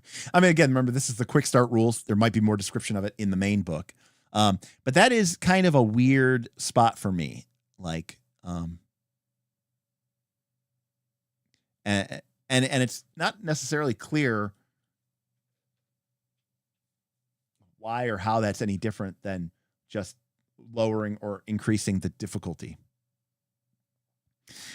Threshold bonuses are applied whenever the drifters seize an opportunity or make the best out of an advantage they manage to create with their actions. Threshold penalties, on the other hand, are applied when drifters suffer because of external conflicts. So it's advantage and disadvantage, basically. But that's really what it is, right? It's the DC is the difficulty is the DC, and then you're giving them advantage or disadvantage. But I oftentimes, contemplate or wonder, what are those two systems doing that's really all that different, right? Because fundamentally, all you're doing is altering the odds of success, right? So how you do it doesn't really matter. Does the dice pool here matter? No, not really. It's interesting. Okay. Fighting. In Memento Mori, there is no difference between action scenes and other scenes. Right. So just like PBTA, right? A fight isn't anything. There's no initiative order. There's no combat subsystem. We're just fighting. It's just like anything else. They make descriptions. We make rolls if we're uncertain about the outcome of the action. Players can trigger rolls. There's no specific order for combat. We just stay in the conversation and flow with the logic, right? So basic PBTA type stuff, right? So there's some information here about, what the conflicts, about how to manage them. Not too worried about that. All right. When you attack someone, you aren't, remember, because the GM doesn't roll. So when you attack someone, you aren't simply striking at them. You're also subjecting yourself to their counterattack. Similarly, being attacked gives you a chance to repel and strike back. This is called an exchange of blows, right? It's basically like hack and slash from Dungeon World, right? The basic outcome of hack and slash is, right, because again, GMs don't roll. The basic outcome of hack and slash is you take the monster takes damage, or your foe takes damage, and you take damage, right? That's like the default assumption when you get into combat. Players will always have to meet the difficulty, whether they are attacking or defending. The result of their roll will determine who lands blows. If a player rolls a number of successes greater than the difficulty, then they deal a number of hit points equal to the positive differential. Okay, so the player tries to defend from an enemy, makes their roll, and scores 4 successes. They easily overcome the difficulty level, which was 2. As such, on top of avoiding damage, they will also deal 2 hit points. If we roll less than the difficulty, then we suffer a number of blood corruption equal to the negative differential. On the other hand, we charge in to attack. We roll 1 success. The difficulty was 2. That means we failed by 1, which means we have to mark 1 blood corruption. And if we equal the difficulty, we deal a single point of damage, but we must pay a price. We could create an advantageous opportunity for our opponent. We could lose sight of them, or potentially, as like sort of the easiest default, we take a point of blood corruption as well. So it's like we dealt 1 and we took 1 on a tie. So basically, if you succeed, you do damage to them. If you fail, they do damage to you. And if you tie, you kind of do damage to each other. An opponent is defeated when its hit points are down to 0. The player who deals the last blow is free to choose whether they want to spare their opponent, kill them, or harm them. Oh, or make them harmless. They are basically free to do what their players will think. Did I miss how many hit points we get?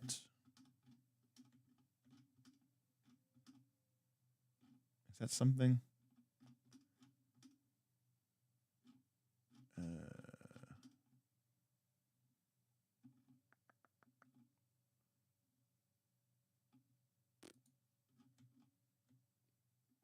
I do not see a hit point here. Okay.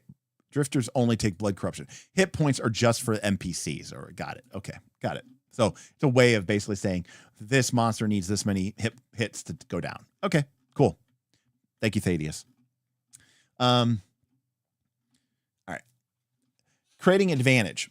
The rules for interesting. So a player can't really die. They can only become more and more and more corrupted.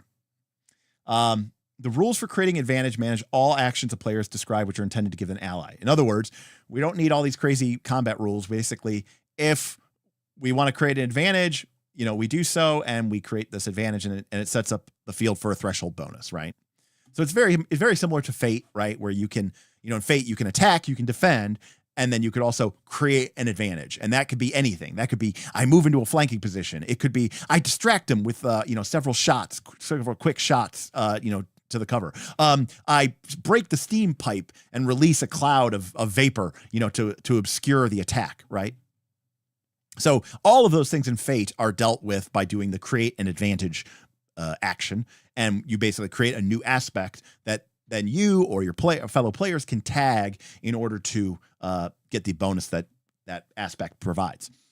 Similarly, right?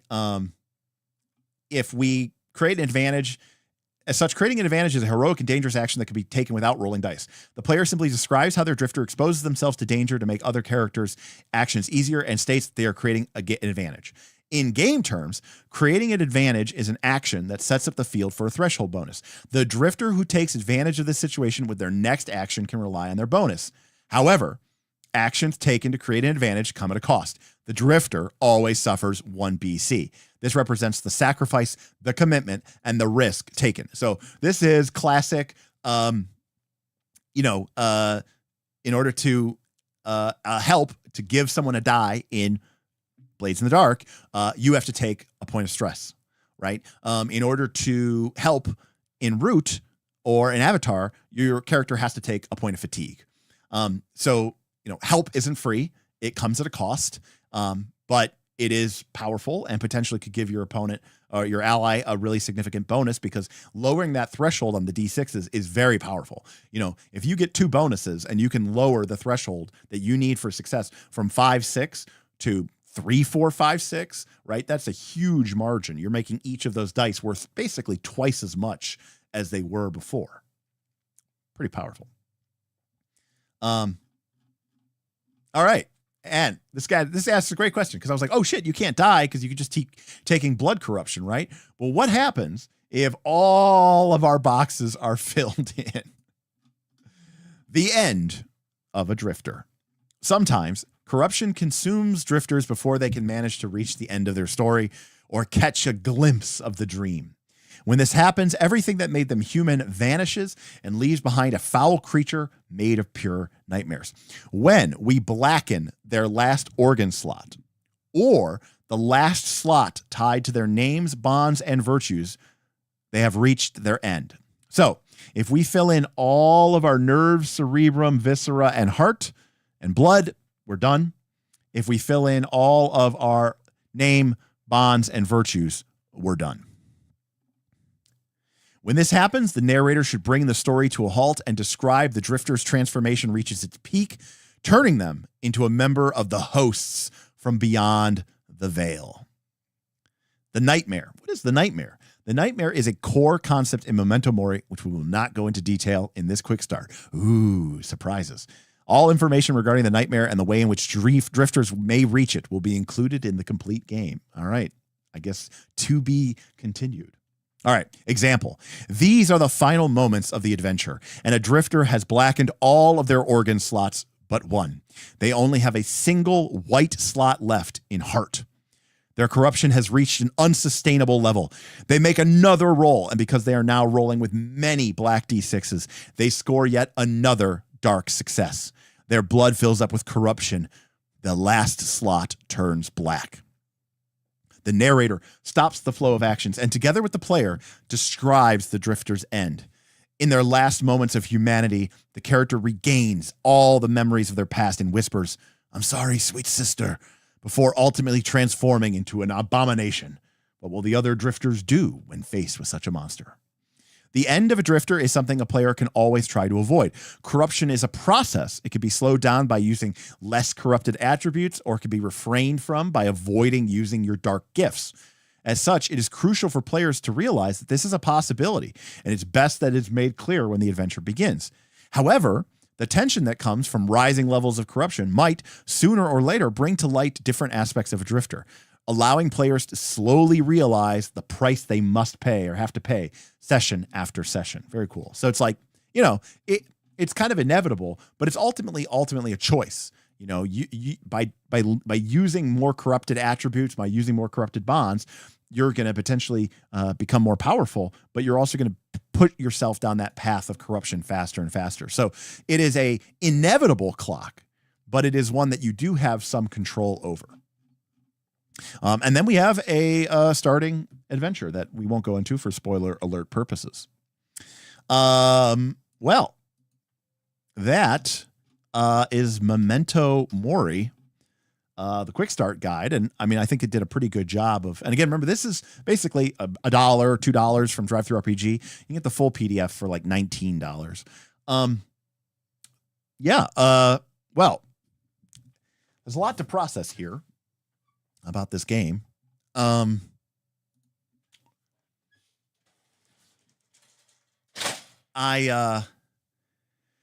mean, this is a game with a very strong premise. So, I mean, judging it on the 3 questions, what is this game about?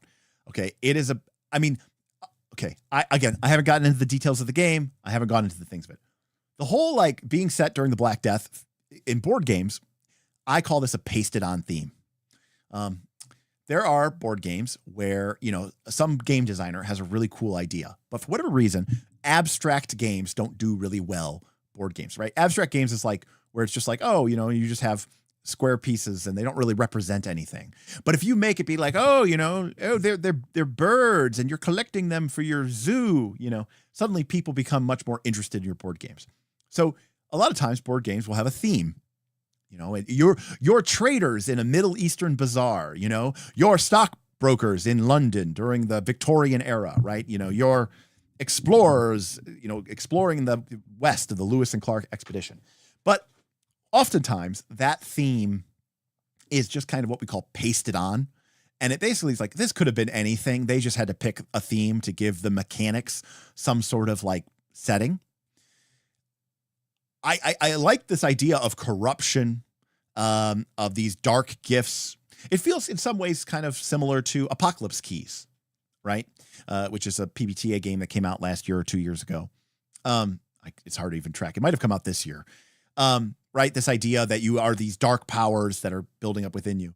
I just don't necessarily know what or how this system mechanically really has anything to do with the Black Death and the plague and like why it's set in medieval Europe. Again, there might be a lot more in the core rules that really goes into this, but from the mechanics that we saw today, I feel like while they are very interesting and they definitely create this cool tension, and a cool way to sort of use an approach-based design, which I like. Tagging aspects, which is a cool thing from Fate and from Fabula Ultima, and it's a good way to tie role-playing into mechanics, which I like. And the sort of fun tension that comes with getting these black D6s, which can be, make you more powerful, but the path to the dark side, right, can corrupt you even faster. All cool. I just don't see how that has anything to do with the Black Death. Like I feel like I could use this system and be like, yeah, I'm going to play Warhammer. I'm going to play Warhammer 40K. I'm going to play modern day era. And, these dark powers are arising in the world, right? Like, I don't necessarily see how this is specifically tied to this setting or this era. And the mechanics themselves didn't really feel like they stuck out that much. I mean, hell, you could give things different names, right? Right. You could give, if you're familiar with Wheel of Time, right? Like, instead of calling it, the heart and viscera and nerves, right? You could call it, air, water, fire, and earth. And that you could use this to represent channeling in Wheel of Time, right? With the taint, right? The taint of Sadin. And the more that you channel, the more that you risk tainting yourself and eventually you become corrupted, right? And you could set a campaign set in, Wheel of Time and use it to represent maybe during the breaking, right? Where you're a group of channelers, the world is breaking, the counterstroke has occurred, Saidin has been tainted, and you need to save the world before you are corrupted and consumed. And the more you use your channeling, the more corrupted you will become. I mean, that would work exactly fine. So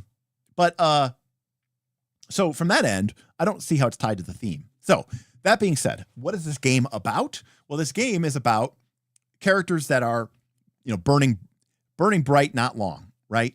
Burning the candle at both ends. They're they can become very powerful, but in embracing that corruption, they are also hastening their demise. But they will become more powerful and would potentially be able to achieve that one last goal, right? Because the idea here is the tension. It's just like Legend of the Five Rings. The idea of the dream is this dream, which is unachievable, is within your grasp, right? Hey, Duncan. Thank you, buddy. Duncan DT tipped $10. Was very edgy and pretty neat. Would love to see them do some minor tweaks to make it more like how Girl by Moonlight does its settings. Yeah, Duncan, I that's a great comparison. Thank you, Duncan, by the way. And I'm going to be talking to Bob. We're going to try to get a second look going. Appreciate you doing that. But yeah, like Girl by Moonlight took this core concept of this idea and then said, hey, this is how you apply this to this type of world, this type of world, this type of world. I'm not saying that the core setting is necessarily a problem. I just think that it's weird that they picked that. And it doesn't, to me, it just doesn't, when I think like, hey, here's a historical treatises on Middle Ages Black Death, I don't, that doesn't strike me as being like, I am a superpowered dark scion. That those two things don't really, make sense to me. But the game, its core concept is this: your character is a nobody, essentially, and they have this unachievable dream, and now they are doomed. But with that doom comes the potential to achieve that dream. For the first time in your life, this unachievable thing is achievable. But to do that is going to potentially destroy who you are. So how much will you sacrifice? How much of your humanity, how much of your being will you sacrifice in order to try to defy fate and achieve this incredible dream? There's like an element here of kind of like with Frodo, right? Like, where it's like, in order to accomplish the task of destroying the ring, Frodo saved the Shire, but he didn't save it for himself because he was too corrupted. Now, obviously, he didn't turn into a dark being from beyond the veil, but the implication there is that, over the course of the journey to Mordor, Frodo blackened in a number of these boxes, right? And at the end of the campaign, he basically goes, I can't be here anymore. It's too painful. I have to leave. And he goes into the West and he abandons everything that he has. So, there's this cool juxtaposition between, finally having, if you had one shot, one opportunity, right, to grab hold of everything you've ever wanted, would you seize it or would you let it slip it away, right? Like this is basically, lose yourself the role playing game, but with dark powers from beyond the veil. So mechanically, the game and the way that the game rewards that and encourages that is great. Like the way that the black D6 build up, the way that you gain these dark powers, the way that you have to tap into those black D6 in order to use the dark powers. But the more you tap into those black D6s, it's like tapping into the dark side, and the more likely you are to gain further corruption. But you're also kind of like, but the more corruption I gain, the more powerful I become. So in a weird way, as I get closer to death, closer to losing my character, the more powerful I become. So there's this kind of weird tension. Like, how do I live long enough to succeed at my goal? But I need to be strong enough to be able to achieve it. So there's a fun meta game aspect to that, which I really like. And obviously the game has this innate feedback loop of the more corrupt you become, the more powerful you become, the more powerful you become, the more corrupt you become. So in that way, how does the game reward you for doing what the game wants you to do? Well, it rewards you in two ways. It rewards you by making you more powerful, and it also rewards you by hastening your demise and death, which may seem crazy, but the game is called Memento Mori, right? Remember that you're going to die, right? Remember thou art mortal. And the game says right up front, this is a 5 to 7 session game, right? You're going to burn bright. You're here for a good time, not for a long time. And that's cool. That's a cool premise. And it definitely leans into this idea. Now, of course, you could still play like an asshole and end up burning out before you ever see the end. So there's a tension there. How do you keep your corruption down enough that you can make it to the end? Even though the end isn't that far away, it is inevitable, but it doesn't necessarily mean it has to happen today, right? It could happen tomorrow. It could happen next week. And sure, you could become super powerful and corrupted today, but that might mean that your dream goes unfulfilled, right? And you're not able to achieve this unimaginable dream that was otherwise unavailable to you. Now, what that has to do with you becoming infected with the plague is, I don't know. That to me that part is a little out there for me. Thaddeus says, the setting isn't the greatest part. A lot of the meta story is deeply embedded in European mythology. And, I'm not saying this is like a Mary Sue thing, but this is also something you see sometimes in board games, but in role-playing games too, right? Where there's something, like I'll give you a great example. This happened to me when I was starting to do the work for Dragontide, which is going to be our mega community game for Dragonbane. And obviously got delayed because I had some health issues. But I started going down this rabbit hole of really, it's about nautical themed and sailing adventures in Dragonbane. And I love sailing. I know how to sail. I was going to retire and spend my retirement sailing, the Caribbean. So I love sailing. And so I started getting like really obsessed with making all this cool stuff about sailing. And then I went, wait. This isn't me trying to make a better game. This is because I really like sailing and I want to share that passion that I have for sailing with other people. But I'm putting it in the Trojan horse but it's my game.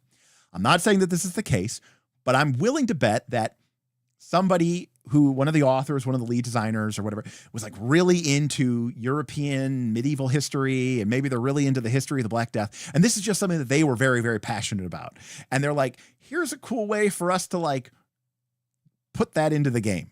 I'm not saying that that's what happened, but I've seen that happen before where somebody's, something that they are passionate about ends up coming into the game, and you're kind of like, oh, that's cool. I don't see what that has to do with the rest of this game though, but we'll see. Ken says this game sounds pretty cool. The first look has been illuminating. Yeah, I mean, great, good for them. I mean, that quick start really, I think, got the gist of it, settled pretty quickly. I would love to see the math on corruption, i.e., how many rolls does the average drifter have in them before they turn into abomination? Yeah, I mean, you could math it out, but of course, as you become more corrupted in certain elements, you could continue to use those elements, which will hasten your corruption, but you could also then start to avoid those traits or bonds so that you avoid further corruption. So there is sort of like a play to it, right? It's not just procedural dice rolling. Mark says very few games are truly novel with their new mechanics. I mean, This game strikes me as being fairly novel. I mean, there's definitely elements where I can metaphorically maybe see some of the inspiration, but this is doing something unique with the dice pool, the black and white dice. You know, I thought that's kind of an interesting way of doing it. So I thought that was pretty novel, I thought. Second look at Pendragon Ars Magica. Let's go. Something tells me that Bob is not going to be super interested in either of those games, Beowulf. Thaddeus, I think the game also expects you to view the mundane Europe in contrast with the weird and horrific beyond the veil. So less a full setting and more something where to show the contrast. That's fair. But, you know, I could just as easily see this taking place, right? Like on the streets of Victorian London, right? Of modern day New York City or something, you know? He says, I'd like to play this with my weird friends. Yeah, this is a weird friends game. This is a weird friend game, you know? Would be interesting if it worked like Dark Sun and the plague was caused by us. Right. You know, Dark Sun, you could do it like where, you know, everybody's a defiler and you can draw upon these dark energies and you're, you know, destroying the world with your corruption. I think there's a lot of cool ways that you could spin this. So, yeah, I think, I don't know. I think the game sounds cool. Again, the premise is a little, you know, out there. But again, it is similar to Apocalypse Keys. For those of you who don't know, Apocalypse Keys is kind of like, very inspired by Hellboy. And the idea is that you have these like supernatural, dark, supernatural, like, you know, almost like Raven from Teen Titans, right? Like they have these dark forces, but they're trying to do something good with them. But you know, there's this conflict between the source of my power is darkness, but what I'm trying to do with it is good.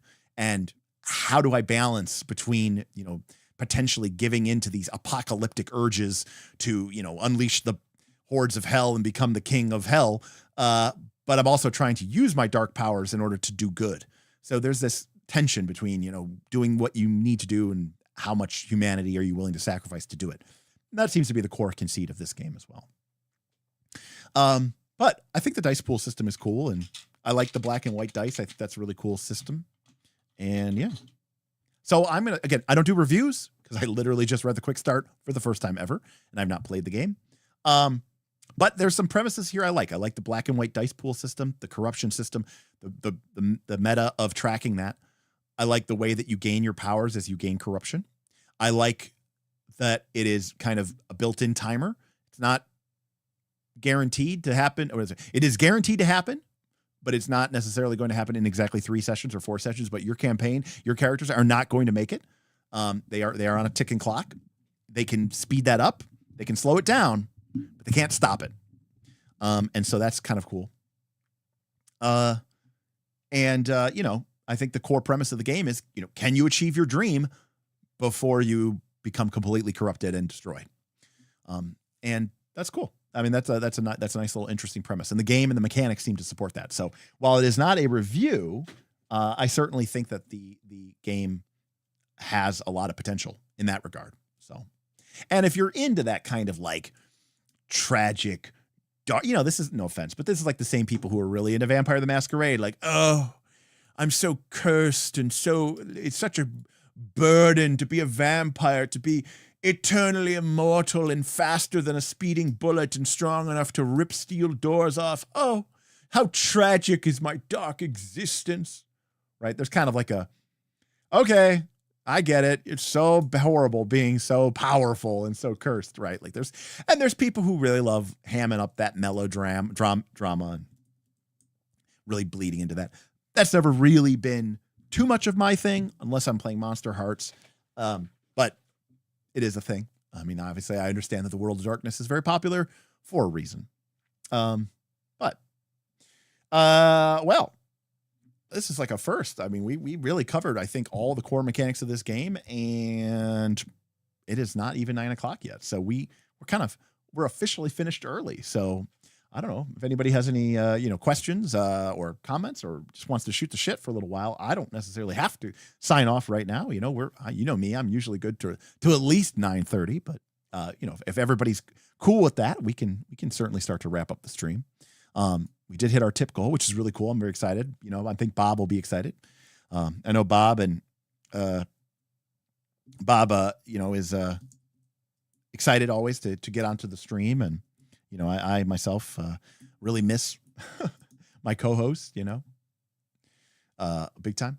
John says, marry this setting with the Symbaroum setting. Yeah, that'd be cool, right? That's got that dark woods, right? There's some sort of corruption from the dark forest. Like, that'd be cool. What do you have in mind for the second look with Bob? I have no idea. We've done a bunch of first looks. I mean, some of it would be like, hey, Bob, Bob doesn't always watch all of our streams, but he likes to try to at least take a look at them, the first looks. Was there any that you were interested in, that you would like to learn more about, that you would like to have me conversate with you and kind of teach you the game and maybe do a character creation, with you? In terms of the, I mean, it doesn't 100% necessarily have to be one that we've done a first look for, right? Like, we could do it for Legend of the Five Rings. We could do it for Torchbearer, or anything like that. Excuse me. Okay, YouTube Studio. There we go. Would it be just an extended look or character creation? Thaddeus, it's not an extended look. It's with Bob. So the idea, I'm not just going to keep reading from more of the book. I think the idea is it's like, it's a second look, but it's also like a new person, right? So it's like a second person. And so it's sort of more of like getting somebody else's, it's almost like, now that I know what the game is about, I'm going to try to explain it to somebody else and see how they react to it. And maybe we go through a character creation process. That's the way most people learn how the game works, right? And kind of see how they react to the game. And what are the questions? What are their, and in some ways, Bob can sometimes serve as a surrogate for so many of you, right? Like, oh, I'm experiencing this game for the first time. Or maybe you're thinking about teaching the game to your friends and you're like, oh, this might be a good way for me to identify what are some of the pitfalls in the process. If Derek was having a hard time explaining this, then maybe I would as well. Would Bob play a dark setting game? Probably not, Keith. Bob is not really big into dark settings, generally speaking. That being said, he played in an Alien game earlier this year, and he's read Symbaroum, and I think he's played Vaesen, and so maybe he's becoming more accustomed to that. But again, this isn't about playing these games. It was just, it's about more of like sitting down with Bob and, some fun back and forth for me to have somebody to sort of back and forth with. But it's a chance to get a little bit deeper and to see the character creation process. One thing that unfortunately doesn't always happen really well in these first looks is actually seeing the character creation process. Pathfinder suggests Fab Ultima. That'd be a cool one. Mouse Guard, watching Bob make a mouse, Warhammer Fantasy, Avatar, 3X, 4E. Yeah, those would all be really cool stuff. I mean, again, 90% of what we do on this channel is really just for the patrons, and for, our handful of people who come out and support us because, we're not a super mainstream channel, and I have no dreams of making this my full-time job. So, again, I'm looking here at my YouTube channel. I've gained 60 subscribers in the last month.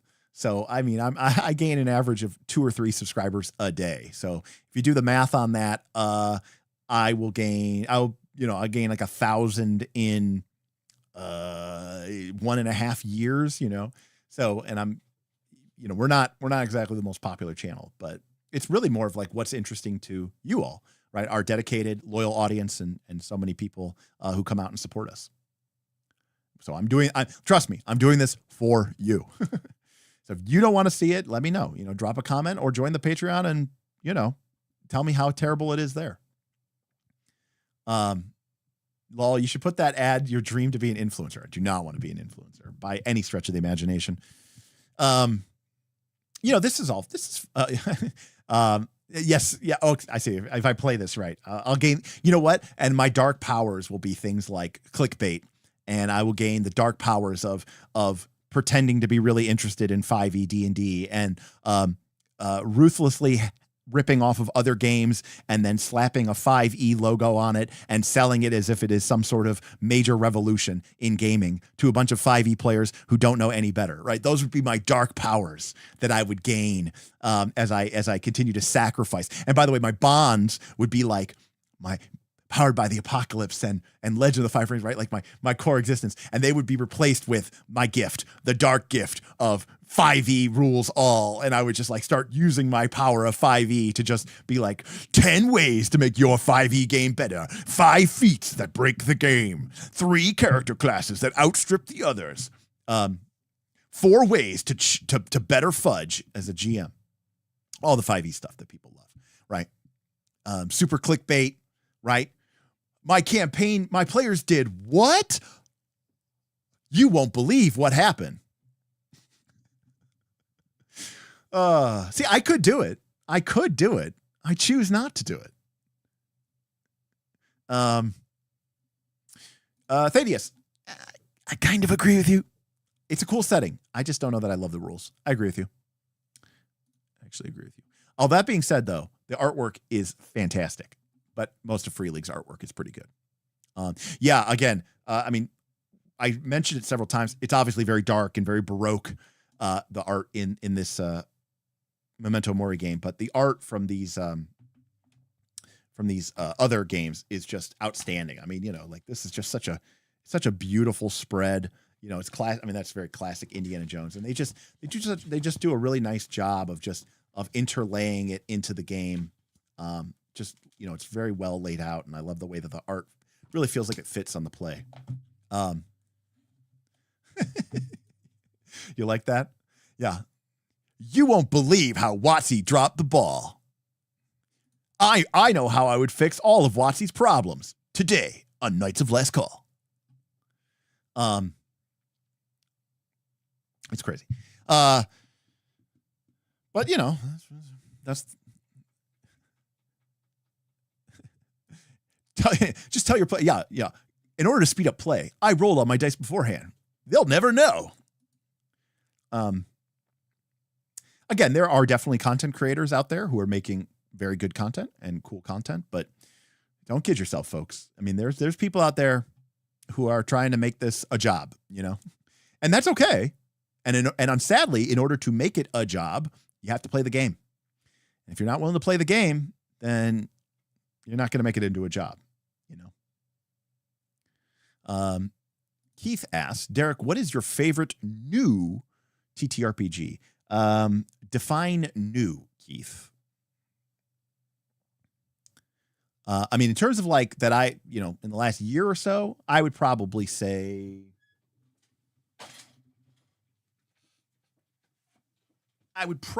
Fabula Ultima. I don't know if we covered this. I think we might have covered technically this last year. But Fabula Ultima, I think is still, you know, sort of top of the list. In terms of like this year, I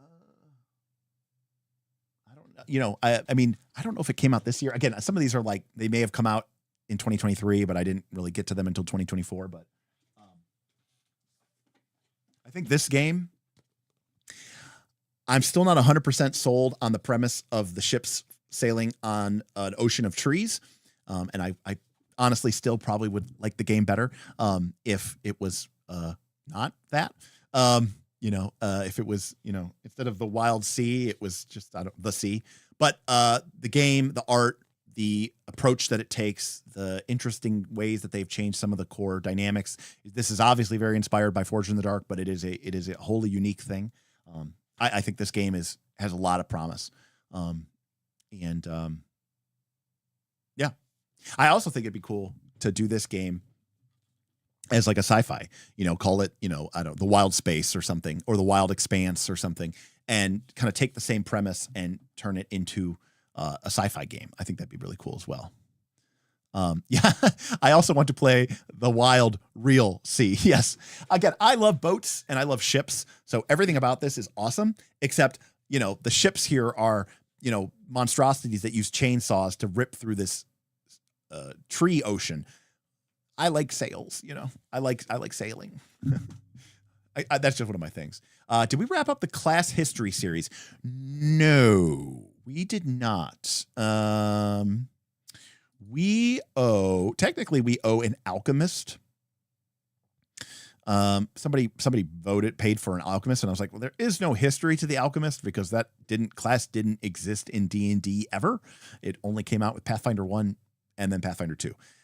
So I mean, at some point we'll talk about that because, you know, I did say, okay, we'll talk about that. But in general, no. Let's see here. Playlists, class review. So we have done let's see here. I don't think we ever did the Ranger, and I think that's the last core class that we didn't do, because we did Barbarian, we did Bard, we did Druid, we did Fighter. Yep, we did. Here, we'll actually go through the list here. We did Barbarian. That was Barbarian at the Gates. And then we did Bard. That was a good class is Bard to find. And then we did Cleric, which was clerical duties. And we did Druid, which was the right to bear arms. And then we did Fighter, which is fighter's going to fight. And we did Monk, which was monks are stunning. We did not do Ranger. We did Rogue, which is Gone Rogue. Discussion of the Rogue class. Then we did Wizard, which was head of the class. We technically did not do... Oh, no, we did do Sorcerer, which was Power Overwhelming. So there you go. We've done all of the classes from classic D&D, including some of the ones that are kind of from more modernish D&D, but we did not do Ranger. So that's the last one that we have to do. The problem, Sebastian, is... So, look, I'm happy to talk about Pathfinder 2 classes. I will be the first to admit that, especially with the remaster, some of these classes have changed significantly. The Alchemist, the Witch in particular, and some of the estimations need to go up. And I haven't been playing Pathfinder 2 this year, so I haven't been playing during the remaster. So I feel like I'm not in a position to really speak intelligently about it. And, you know, it's probably a situation where I want to almost act more as a moderator and bring people onto the show from the Patreon who play Pathfinder 2 several times a week and have a much better appreciation for how these classes have evolved. The problem with a history of those classes is there's not much of a history. You know, part of the fun of those streams is me going back to first edition AD&D or even to, you know, the original D&D in basic, second edition, third edition, especially for people who didn't play during that time period, and showing how this class concept has both remained the same, but also changed and evolved. With the Alchemist and the Witch, there's like no evolution. It went from Pathfinder 1 to Pathfinder 2. You know, there's not really a historical, you know, evolution there. So it doesn't make for much of a history. It's more of just that point. It's more of just a discussion of the class, which is cool, which it could be useful, but isn't maybe necessarily what I am the best at bringing to the table.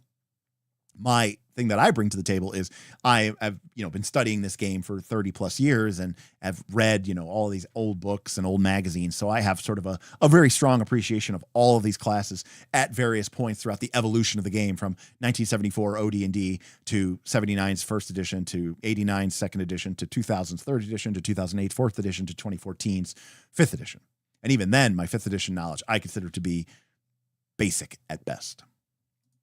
Boothby, good evening. You missed the first look, Boothby, and we're just hanging out and shooting the shit. So I will say, this last week-ish, I kind of took like a mini staycation. And I went and got like a cabin, and I just wanted to, like, you know, change my, you know, sort of my mental health, right?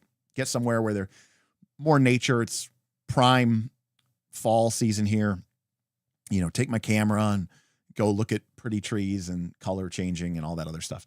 And so, you know, I was still working during the day because I wasn't like taking a vacation, but just get out of the suburbs and get into some country without like full on going camping, you know. So I got like an Airbnb or whatever, and I brought some books, and I was trying to watch some movies and and TV shows, which I don't normally do. So I watched Conan the Barbarian. I watched 13th Warrior. I watched first season of Korra, Legend of Korra, which, I mean, these are all things I've seen a million times. Well, not a million times, but I've seen them a lot. But it's kind of nice just to do nothing instead of sit back. But I was also, reading RPGs and getting stuff in. And I will say, partially because, for my Friday group, we're trying to figure out what game we're going to play next and what's going to work best for us. Unfortunately, people are like offering ideas, but they're not necessarily concrete. And then some people are not responding at all because, that's part of the problem that we have is that, not everybody is available all the time. So it's been difficult to get everybody together. But even though I know that this is not a game that we're going to play for my Friday game, I have found myself, for whatever reason, strangely falling in love with Torchbearer again. And I have a very strong aversion to playing online. However, I may not be able to control myself, and I may find myself forced into, not like it's a horrible thing, but I may find myself forced into running a Torchbearer game and running it, with my community, my patrons, because I've never run like a full game of it, and I want to see it in action. I've never run it more than a one shot, and this game deserves more than a one shot. So, this is the first edition, and I've actually been reading the second edition on PDF only because my actual second edition is still in the sealed box, which I've never opened, which maybe I'll do on air, but because I'm going to eventually open it. But I've been trying to figure out what the differences are between first and second edition. They're pretty minor, but anyways, this is such a weird game, and I just love that so many people would hate it. But for some odd reason, it's calling to me in a weird way.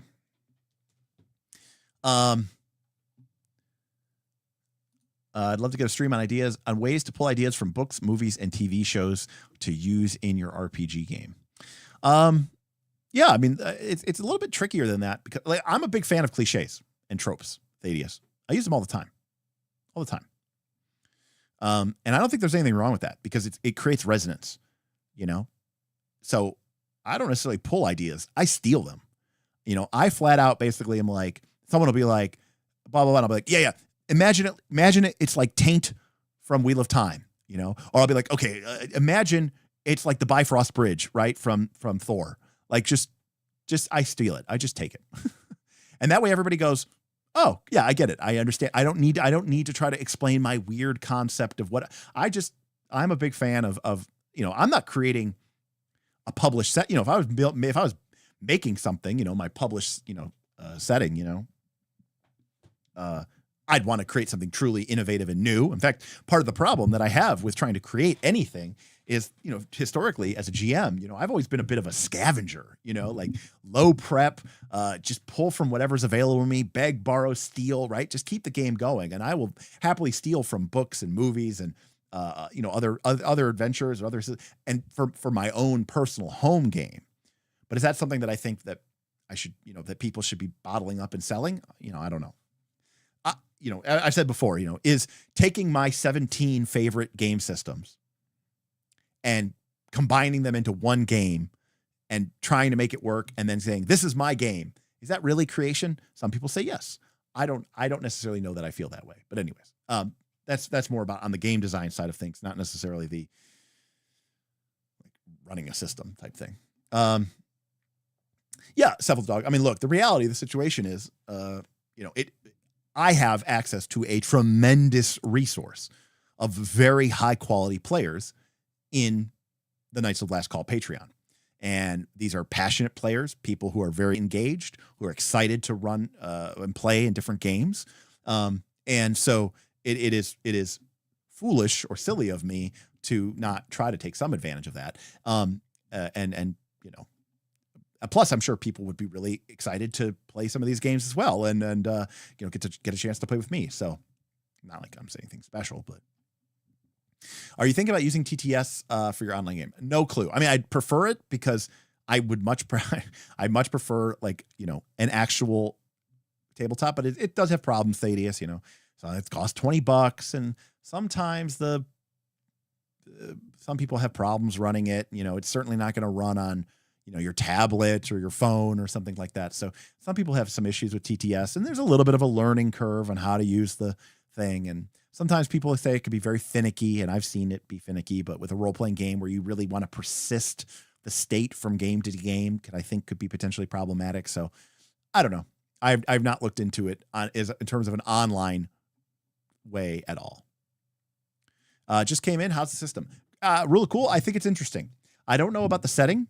And to be fair, that's okay because the game mechanics seem weirdly divorced from the setting. So I feel like the setting is kind of pasted on, which would normally be a bad thing. But I didn't really think the setting was that impressive or cool or something I'd be interested in exploring. So that worked out well for me. But in terms of having a game which mechanically shows the path of a character doomed to some great death, but is being empowered by those same dark forces that are consuming them, and then using that dark energy, that darkness, to try to achieve one last amazing thing before you go, I think it's a really cool idea. So I thought it was interesting. I thought it had a lot of promise. And I thought the mechanics were good. This whole white-black dice thing, again, I've seen this happen. This works in Fiasco, and it's one of my favorite things.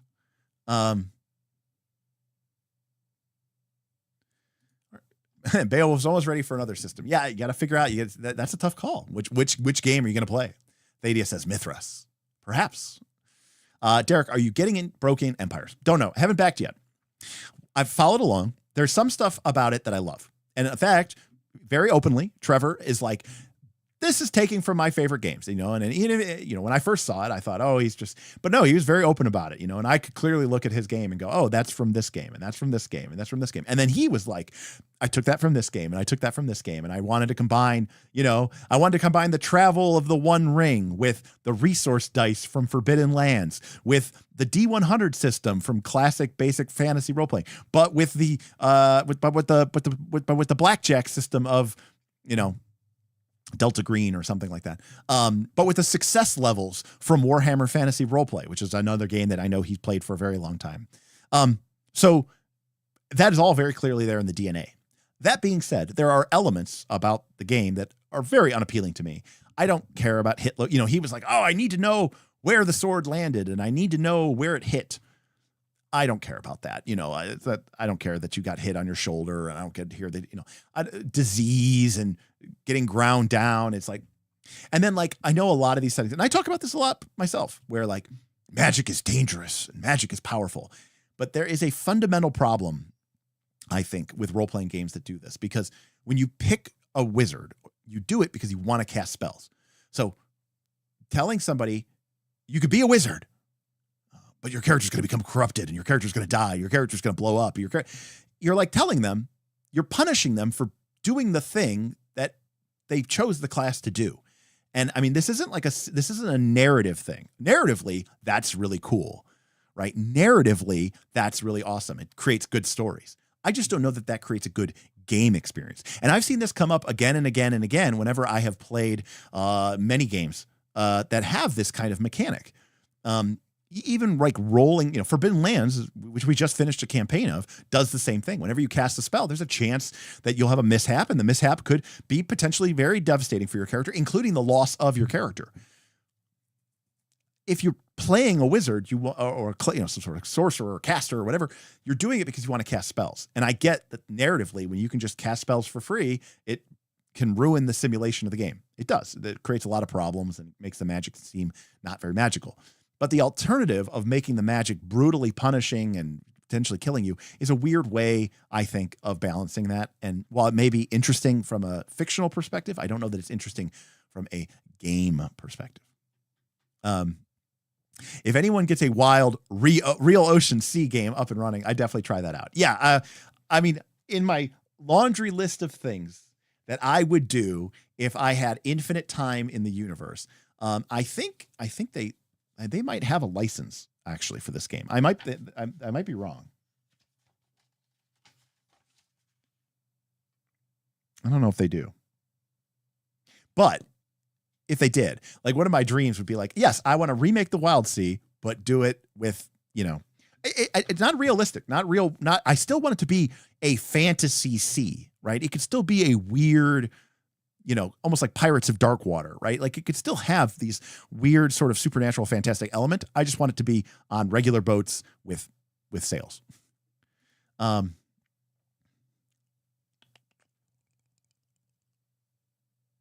Gotcha, Keith. Yeah. 13th Warrior is one of my guilty pleasures. Bulvai is Beowulf. Oh, I mean, the whole movie is kind of a retelling of Beowulf's story, right? I mean, there's the fireworm, there's Grendel, there's Grendel's mother. It's a whole thing. Call it fantasy. That's pretty good.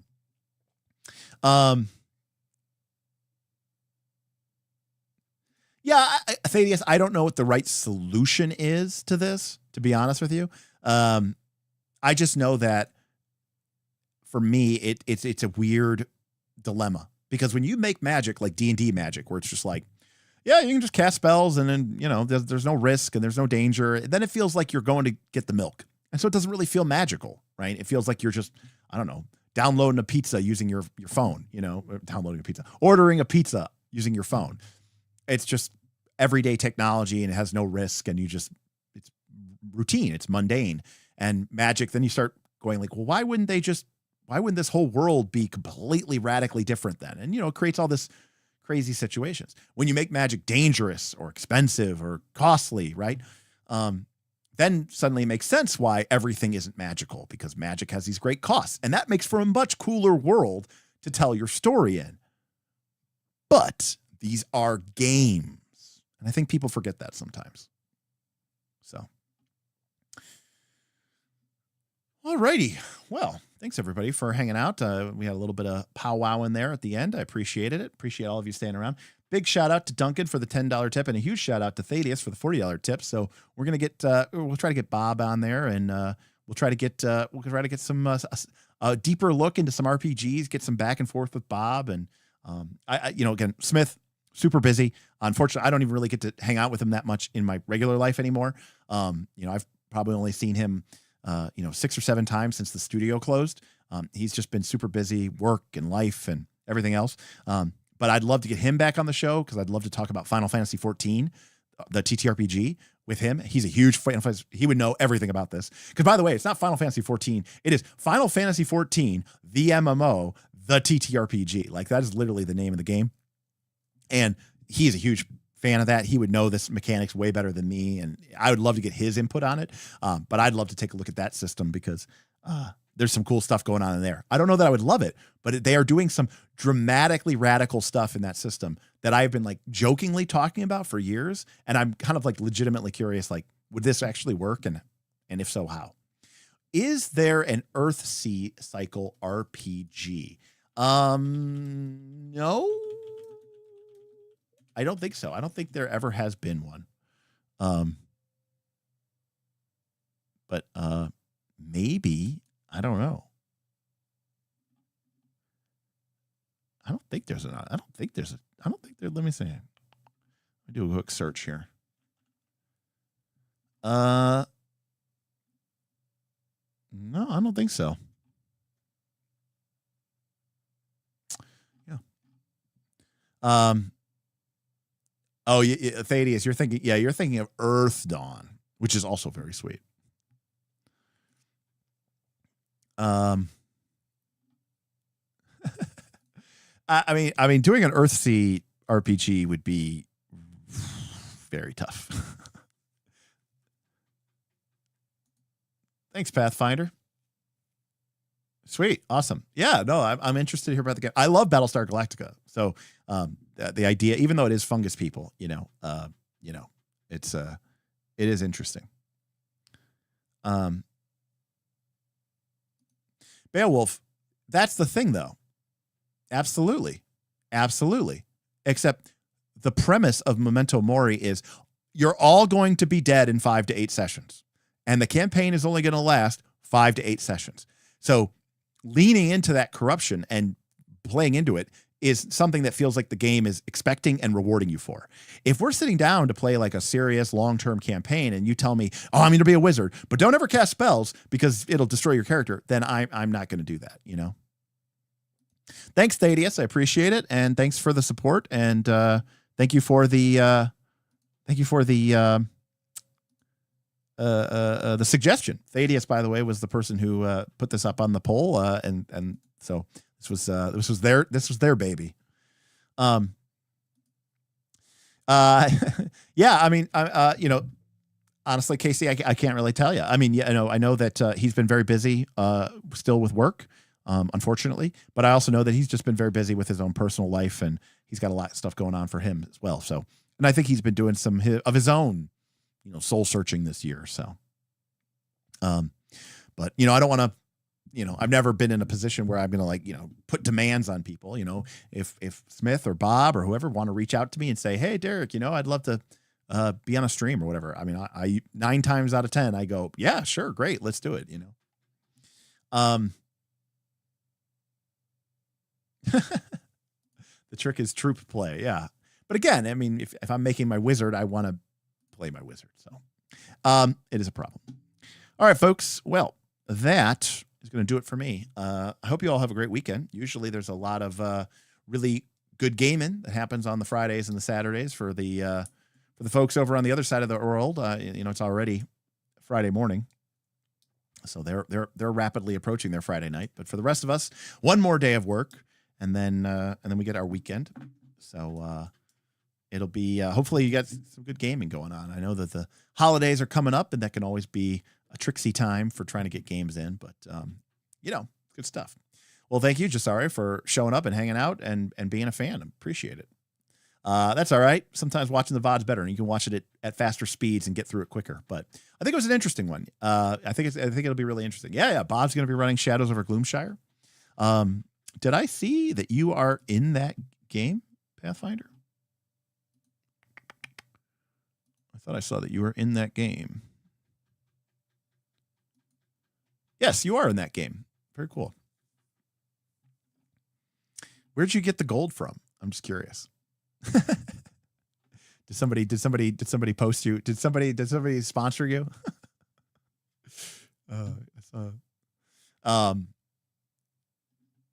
Yeah, again, I want to, I definitely,